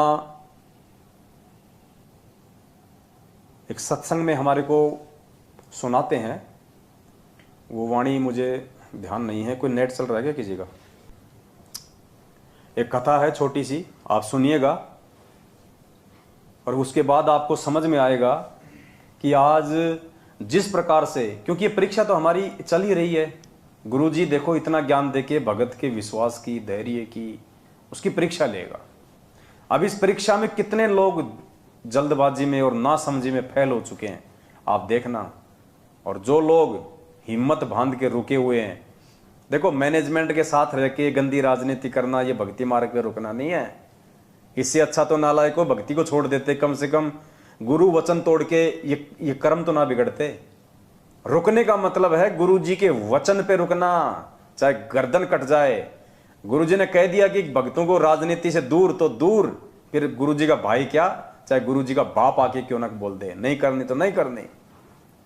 तो ये कहानी है एक राजा और एक नाचने वाली की, और देखो कैसे उस नाचने वाले के एक दोहे ने कितने लोगों को पाप करने से बचा लिया। एक राजा को राज भोगते हुए काफी समय हो गया था, बाल भी सफेद होने लगे थे। एक दिन उसने अपने दरबार में एक उत्सव रखा और अपने गुरुदेव एवं मित्र देश के राजाओं को भी सादर आमंत्रित किया। उत्सव को मनोरंजन बनाने के लिए राज्य की सुप्रसिद्ध नाचने वाली को भी बुलाया गया। राजा ने कुछ सोने की मुद्राएं अपने गुरुजी को भी दी, ताकि यदि वे चाहें तो नाचने वाली की अच्छे गीत व नृत्य पर उसे पुरस्कृत करें। सारी रात नाच गान चलता रहा। ब्रह्म मुहूर्त की बेला आई, यानी सुबह 4-5 बजे का समय हुआ। नर्तकी ने देखा, उस नाचने वाली ने देखा कि मेरा ढोलक बजाने वाला ऊँग रहा है, यानी उसको उबासी आ रही है, जो ढोलक बजा रहा था उसको नींद सी आ रही है। नर्तकी ने देखा कि मेरा तबले बजाने वाला ऊँग रहा है, उसको जगाने के लिए नर्तकी ने एक दोहा पढ़ा। उस नाचने वाली ने अपने ढोलक वाले को जगाने के लिए कि भैया सो मत, अभी थोड़ी देर की बात है, वरना सारा काम बिगाड़ देगा। उसने एक दोहा पढ़ा, क्योंकि सबके सामने तो बोल नहीं सकती थी वो, इसलिए उसने एक दोहे के माध्यम से उस ढोलक वाले को जागरूक करना चाहा। और उसने क्या कहा, बहुत बीती थोड़ी रही, बहुत बीती थोड़ी रही, यानी रात जो है 75% बीत चुकी है। बहुत बीती यानी ज्यादातर रात बीत चुकी है भाई, थोड़ी रही, थोड़ी सी बची है भाई, सुबह होने वाली है। पल पल गई बिताए, और पल पल समय निकलता जा रहा है। एक पलक के कारण क्यों कलंक लग जाए। अरे एक पल के कारण, जब तूने पूरी रात ढोलक बजाया, अब थोड़े से समय के लिए क्या सो रहा है, क्या ऊँग रहा है, इस एक पल के कारण थोड़े से, क्योंकि 5 बजे तो आरती हो ही जाया करती थी पहले गांव में। जब माता जी का जागरण होता था 11 बजे तो वो मिस्त्री लेके बैठा करते थे, तबले बजाते थे, 1-2 महाभारत की या रूप बसंत की कहानी सुनाया करते थे। सुबह 5 बजे ओम जय जगदीश हरे करके अपना निकल लिया करते थे। तो 4-4:30 बजे वो तबले वाला ऊँग रहा था, नींद आ रही थी। तो नर्तकी ने उसको क्या कहा कि बहुत बीती थोड़ी रही, पल पल गई बिताए, एक पल के कारण क्यों कलंक लग जाए। कि थोड़े से समय के लिए क्यों राजा को नाराज कर रहा है, थोड़े से समय के लिए क्यों इस सभा में मेरी बेइज्जती करवा रहा है, क्यों अपने ऊपर ये कलंक लगवा रहा है भाई अपनी मंडली के ऊपर। तो उसने अपने तबले वाले को जगाने के लिए दोहा बोला था। अब उस दोहे का असर कहां कहां हुआ देखना आप पुण्यात्माओं। अब इस दोहे का अलग अलग व्यक्तियों ने अपने अपने अनुरूप अलग अलग अर्थ निकाला। तबले वाला सतर्क होकर ढोलक बजाने लगा। वो जाग गया तबले वाला कि यार बात तो ठीक कर रही है, जब पूरी रात तूने हाथ तोड़े हैं तो थोड़े से समय के लिए क्यों सो रहा है, कहीं राजा नाराज हो जाए, तेरे को ना कोई नाम दे, उल्टा तेरे को जेल में और ठोक दे कि तूने हमारी पार्टी भंग कर दी। तो वो एकदम से सतर्क हो गया, अटेंशन हो गया, बढ़िया जो है वो तबला बजाने लगा। ये बात जब गुरुजी ने सुनी, राजा का जो गुरु था उसने जब ये बात सुनी, उसने ये दोहा सुना। कौन सा दोहा कि बहुत बीती थोड़ी रही पल पल गई बिताए, एक पलक के कारण क्यों कलंक लग जाए। जब ये बात गुरुजी ने सुनी तो उन्होंने सारी मोहरें उस नाचने वाली के सामने फेंक दी। वही दोहा नर्तकी ने फिर से पढ़ा तो राजा की लड़की ने अपना 9 लखा हार नाचने वाली को भेंट कर दिया। अब देखना आगे इन सब ने क्यों किया ये सब। फिर वही दोहा दोहराया तो राजा के पुत्र युवराज ने अपना मुकुट उतारकर नाचने वाली को समर्पित कर दिया। नर्तकी फिर वही दोहा दोहराने लगी तो राजा ने कहा कि बस कर। अब राजा हो गया, गुस्से में हो गया राजा को मालूम नहीं था क्या क्या हो रहा है यहां पे। तो राजा ने कहा कि बस कर, एक दोहे से तुमने वैश्या होकर भी सबको लूट लिया। राजा को चिंता होगी कि सब इसको भेंट कर रहे हैं, ऐसा क्या हो गया, इसने तो सबको अपने जाल में फंसा लिया। तो राजा नाराज हो गया उसके ऊपर, वो कहने लगा बस कर, एक दोहे से तुमने वैश्या होकर भी सबको लूट लिया। जब ये बात राजा के गुरु ने सुनी तो गुरुजी की आंखों में आंसू आ गए और गुरुजी कहने लगे राजा इसको तुम वैश्या मत कहो, ये तो अब मेरी गुरु बन गई है, इसने मेरी आंखें खोल दी हैं। ये कह रही है कि मैं सारी उम्र, यानी राजा के गुरु ने वैश्या के दोहे का क्या मतलब निकाला और कैसे उसकी आंखें खुली कि मैं सारी उम्र संयम पूर्वक भक्ति करता रहा और आखिरी समय में नर्तकी का मुजरा देखकर अपनी साधना नष्ट करने यहां चला आया हूं भाई, मैं तो चला। ये कहकर गुरुजी तो अपना कमंडल उठाकर जंगल की ओर अपनी साधना के लिए चल पड़ा। यानी उस दोहे का उस गुरु पे क्या असर हुआ कि रे नालायक, तूने बहुत बीती थोड़ी रही और पल पल गई बिताए, कि नालायक पूरी जिंदगी तो तूने साधना की, जंगलों में तूने तपस्या की भगवान प्राप्ति के लिए, और अब लास्ट समय में जब तेरा मोक्ष होने वाला है तो तू ये गंदे नाच देखने के लिए आ गया, अपने एक कर्म बिगाड़ने के लिए आ गया, तू अपनी भक्ति बिगाड़ने के लिए आ गया। तो राजा को इससे मतलब शिक्षा मिल गई और राजा ने उसके गुरु ने वो मोहरें उस नर्तकी को फेंकी और वापस अपनी साधना के लिए चला गया। अर्थात भक्तों को यहां पे शिक्षा लेनी चाहिए। पुण्यात्माओं, ये परीक्षा चल रही है हमारी और ये थोड़ा बहुत समय बचा हुआ, अब गुरुजी के जेल से बाहर आने का थोड़ा ही समय बचा हुआ है। बहुत बीती बहुत गई, क्या वाणी है, बहुत बीती थोड़ी रही। यानी पुण्यात्माओं, अब हमारी जो परीक्षा का जो समय था, जो परमात्मा 7 साल से ले रहे हैं, वो ज्यादातर समय हमारा बीत चुका है और थोड़ी रही, थोड़ा समय बचा है, 1 1.5 2 साल का, हद मार के। वैसे तो मालिक की मौज है, समर्थ के विषय में हम आकलन भी नहीं कर सकते, लेकिन जीव बुद्धि के हिसाब से सोच रहे हैं कि हो सकता है परमात्मा 1.5 से 2 साल में दया कर दे, बाकी हो सकता है परमात्मा 2028 तक का भी स्वांग रस दे। वो तो मालिक है भैया, भक्तों को बिल्कुल नीले कपड़े की तरह निचोड़ के देखेगा। वो तो जो उसका रहेगा, जो उसका होगा, वो तो भैया सबरी की तरह 1000 साल भी इंतजार करेगा। तो कहने का मतलब है बहुत बीती थोड़ी रही और पल पल गई बिताए। यानी ये जो परीक्षा का समय जो पिछले 7 साल से 2014 बरवाला कांड से जो ये चल रहा है, तो परमात्मा हमें समझाना चाहते हैं इस दोहे के माध्यम से कि नालायको, तुम्हारी परीक्षा का ज्यादातर समय बीत चुका है। तुमने जो कष्ट, तुमने जो संघर्ष जो किया है परमात्मा प्राप्ति के लिए, वो ज्यादातर समय बीत चुका है। अब थोड़े से समय के लिए अपना धैर्य मत खो, अपने गुरुजी से अपना विश्वास मत उठाओ, लोगों की बातों में आके तुम अपनी भक्ति बर्बाद ना करो, इन पीले पर्चों की मान के अपनी भक्ति बर्बाद ना करो, मेरे परिवार वालों के झूठे आदेशों को मान के तुम अपना ये भक्ति धन बर्बाद ना करो। बहुत बीती थोड़ी रही, पल पल गई बिताए, एक पलक के कारण क्यों कलंक लग जाए। अब थोड़े से समय के लिए, जब तेरा गुरु आने वाला है, जब तेरा गुरु तुझे जो फसल तूने बोई है उसका परिणाम तुझे देने वाला है, थोड़े से समय के लिए क्यों अपना एक कर्म धर्म नष्ट कर रहा है, क्यों दूसरे पंथों में जाके अपना समय बर्बाद कर रहा है, अपनी भक्ति बर्बाद कर रहा है, अपने गुरु को बदनाम कर रहा है, अपने स्वयं के जीवन को बर्बाद कर रहा है थोड़े से समय के लिए। तो राजा के गुरु ने क्या किया, वापस शिक्षा लेके जंगल में चला गए अपने साधना के लिए।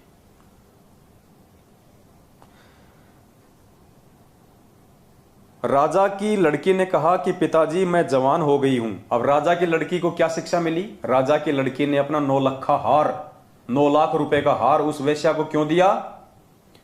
राजा की लड़की ने कहा पिताजी मैं जवान हो गई हूं, आप आंखें बंद किए बैठे हैं, मेरी शादी नहीं कर रहे थे, मैं आज रात आपके महावत के साथ, यानी जो हाथी चलाता है राजा का, हाथी का ड्राइवर, आपके हाथी के ड्राइवर के साथ भागकर अपना जीवन बर्बाद कर रही थी। लेकिन इस नाचने वाली ने मुझे सुमति दी, मुझे सद्बुद्धि दी कि जल्दबाजी मत कर, कभी तो तेरी शादी होगी, क्यों अपने पिता को कलंकित करने पे तुली हुई है। तो उस लड़की ने इस दोहे का ये अर्थ निकाला कि नालायक, शादी तो राजा तेरी करेगा ही करेगा, आज नहीं तो 2 दिन बाद में कर देगा, तू क्यों फालतू में नौकर के साथ भग के अपने पिता को ये कलंकित कर रही है। तो परमात्मा भक्तों को समझा रहे हैं कि नालायको, बड़ी मुश्किल से भगवान मिला है, ज्यादातर समय तुमने संघर्ष किया बरवाला कांड के बाद में, इतना तुमने सहन किया, घर वालों की डांट सहन की, रिश्तेदारों की डांट सहन की, हर प्रकार से तुम मर्यादा में रहे, तुमने 100 प्रकार के तुमने संघर्ष किए, और अब थोड़े से समय के लिए अविश्वास करके काल प्रेरणा से क्यों अपने गुरुजी को जो है वो कलंकित कर रहे हो, क्यों परमात्मा की बदनामी का कारण बन रहे हो, क्यों वापस तुम नरक की तरफ दौड़ रहे हो। तो राजा की लड़की ने इसका ये निकाला अर्थ। युवराज, राजा का लड़का, उसने क्यों अपना मुकुट उतार के उसके चरणों में रख दिया। युवराज ने कहा पिताजी आप बूढ़े हो चले हैं, फिर भी मुझे राज नहीं दे रहे थे, मैंने आज रात ही आपके सिपाहियों से मिलकर आपका मर्डर करवा देना था, लेकिन इस नाचने वाली ने समझाया कि रे पगले, आज नहीं तो कल आखिर राज तो तुझे ही मिलना है, क्यों अपने पिता की खून का कलंक अपने सिर पर ले रहा है, धैर्य रख। तो पुण्यात्माओं, एक दोहे ने कितनों का जीवन बदला। तो ये जो वेश्या का जो ये दोहा था, ये नर्तकी का जो दोहा था, पुण्यात्माओं ये साध संगति है। ये दोहा है ना, ये नर्तकी का, ये साध संगति है। इस साध संगति को कितनी आत्माओं ने समझाया है, इस साध संगति ने कितनी आत्माओं को सुलझाया है। जो बरवाला कांड के बाद मैनेजमेंट की हरकतों से गुरुजी में दोष देख के जो भक्ति छोड़ चुके थे, आज हजारों की संख्या में लोग वापस भक्ति से जुड़ रहे हैं।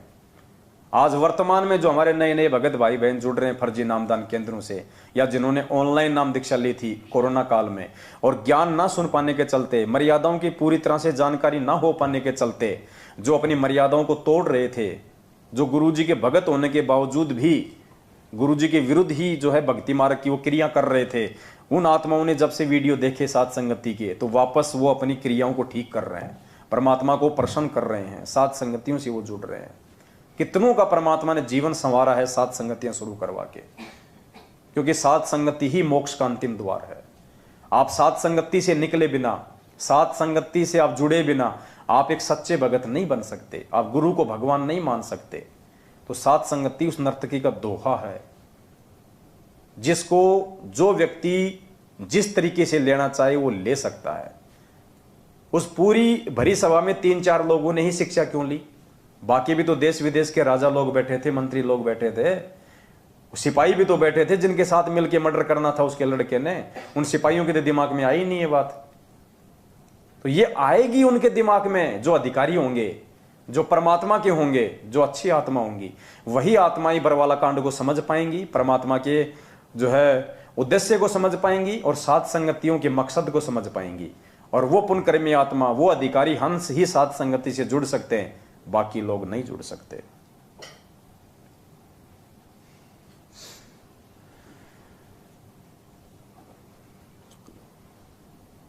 तो क्या बताया,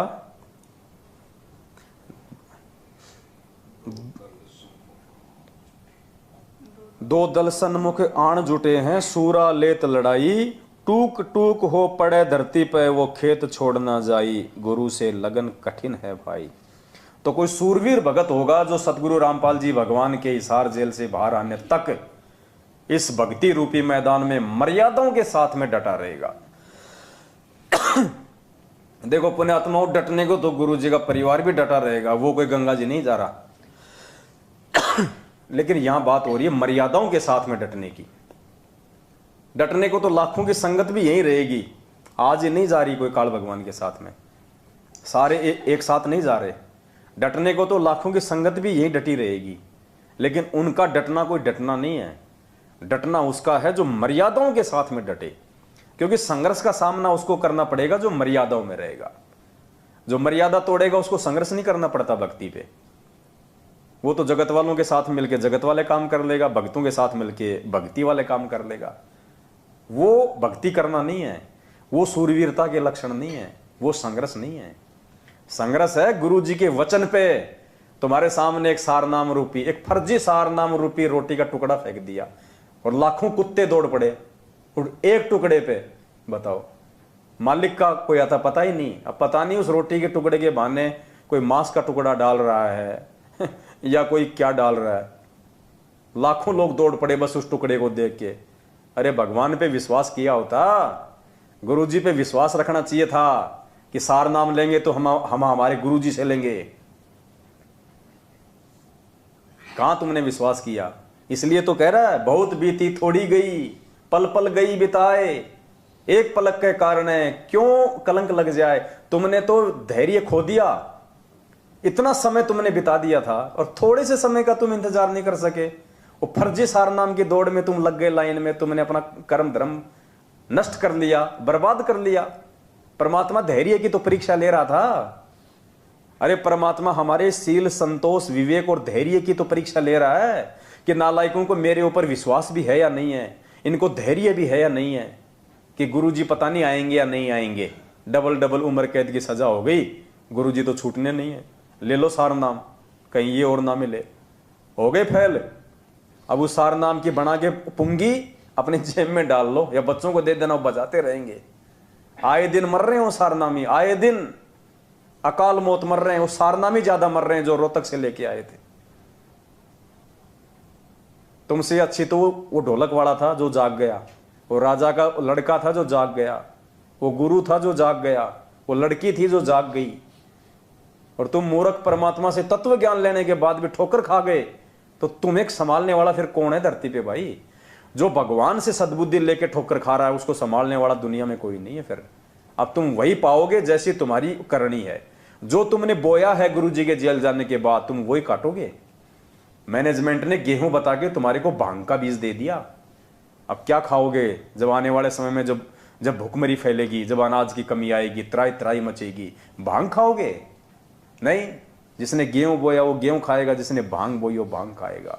तो ये पीले पर्चों के ऊपर, फर्जी ऑडियो के ऊपर, नकली लेटर के ऊपर, दे दान, रक्तदान, इन कुपात्रों को ज्योति पाठ और दान का जिसने पैसा देके जो भांग का बीज बोया है उसको भांग खानी पड़ेगी। और भांग खाई नहीं जाती, भांग से पेट नहीं भरता। भांग खाओगे उल्टा और नशे में हो जाओगे। तो तुमने तो भाई अपने जो बचाव का एकमात्र रास्ता था उस विनाशकारी समय में भाई 90% भक्तों ने खो दिया। जगत की फिर भी भगवान रक्षा करेगा, क्योंकि जगत तो नादान था, उसको पता नहीं था। तुमको सारे हथियार देने के बाद भी तुमने लड़ाई क्यों नहीं लड़ी? भगवान ने तुम्हारे को तत्व ज्ञान रूपी, मर्यादा रूपी हथियार दे दिए, फिर भी तुम निहत्थे बन के क्यों खड़े रहे? जवाब देना पड़ेगा।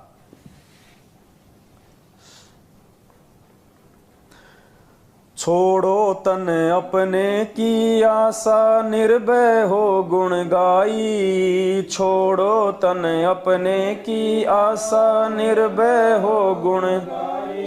कहत कबीर सुनो भई साधो, नहीं तो जन्म जात नसाई। गुरु से लगन कठिन है, गुरु से लगन कठिन है भाई। लगन लगे बिन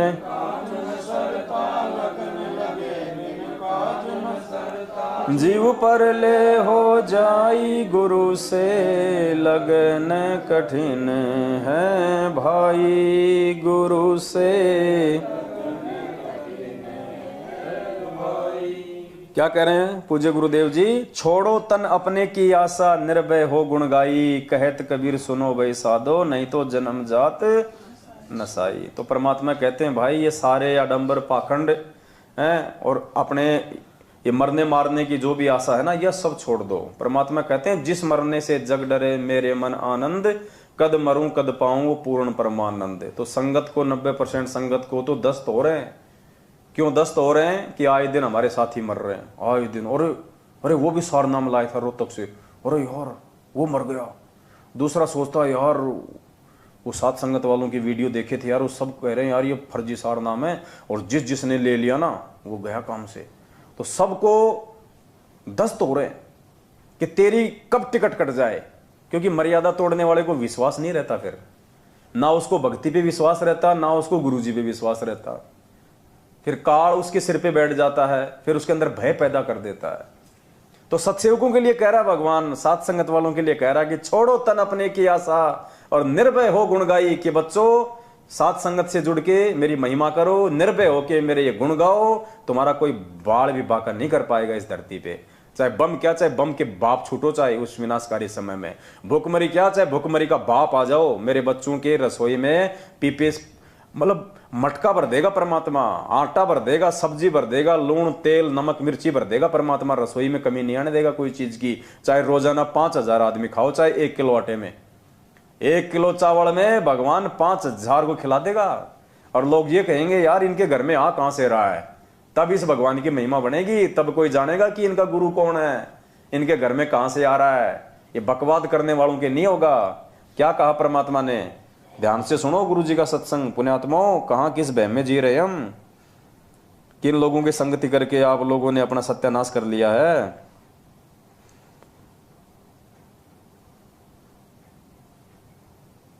देखो क्या कह रहे हैं गुरु जी।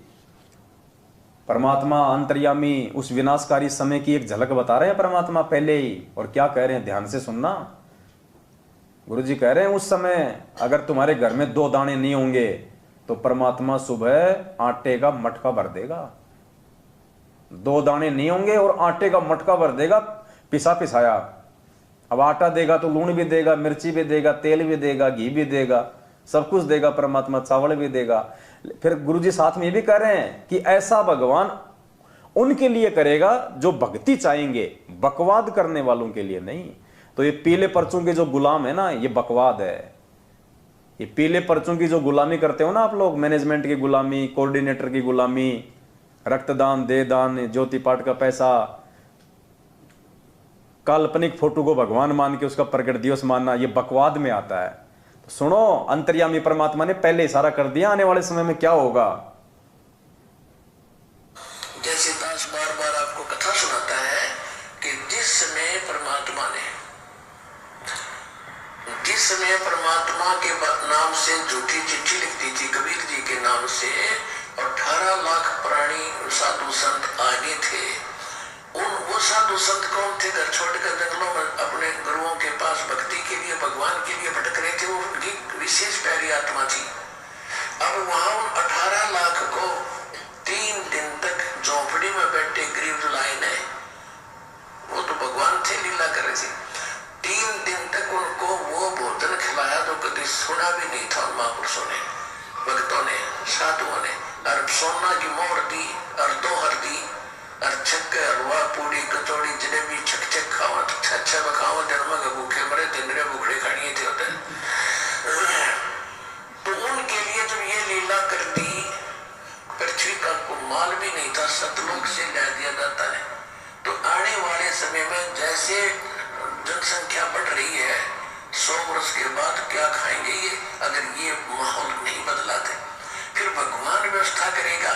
आपके घर में 2 दाने होंगे, तड़के भरा पाओगा मटका, पीपा भरा पाओगा टेगा, इस तरह कर देगा दाता आपके लिए। लेकिन भक्ति करवाने के लिए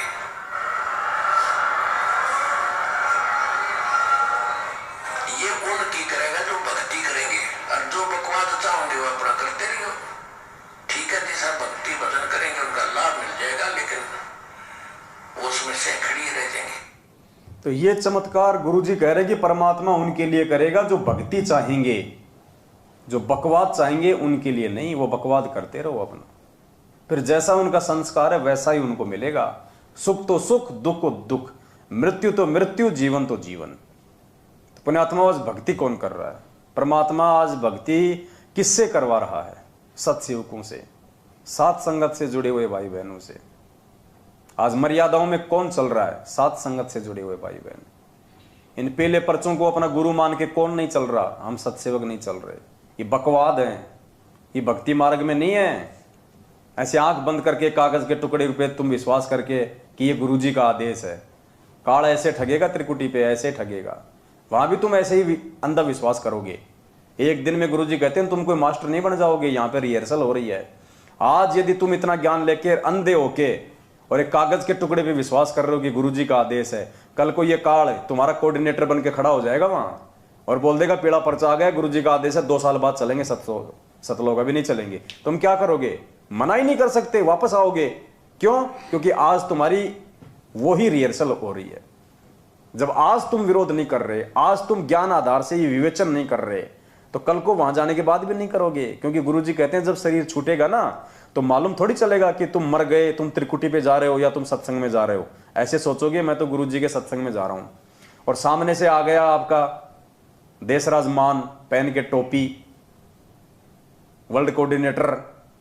जब तुम छोटे छोटे कोऑर्डिनेटरों का आदेश मान रहे हो तो बड़े के तो मानोगे, और काल उसी का रूप बना के खड़ा हो जाएगा, बोला चलो आदेश हो गया गुरुजी का, 2 साल बाद आएगा विमान तब चलेंगे। 2 साल में तो काल तुम्हारे को गधा बना के छोड़ देगा।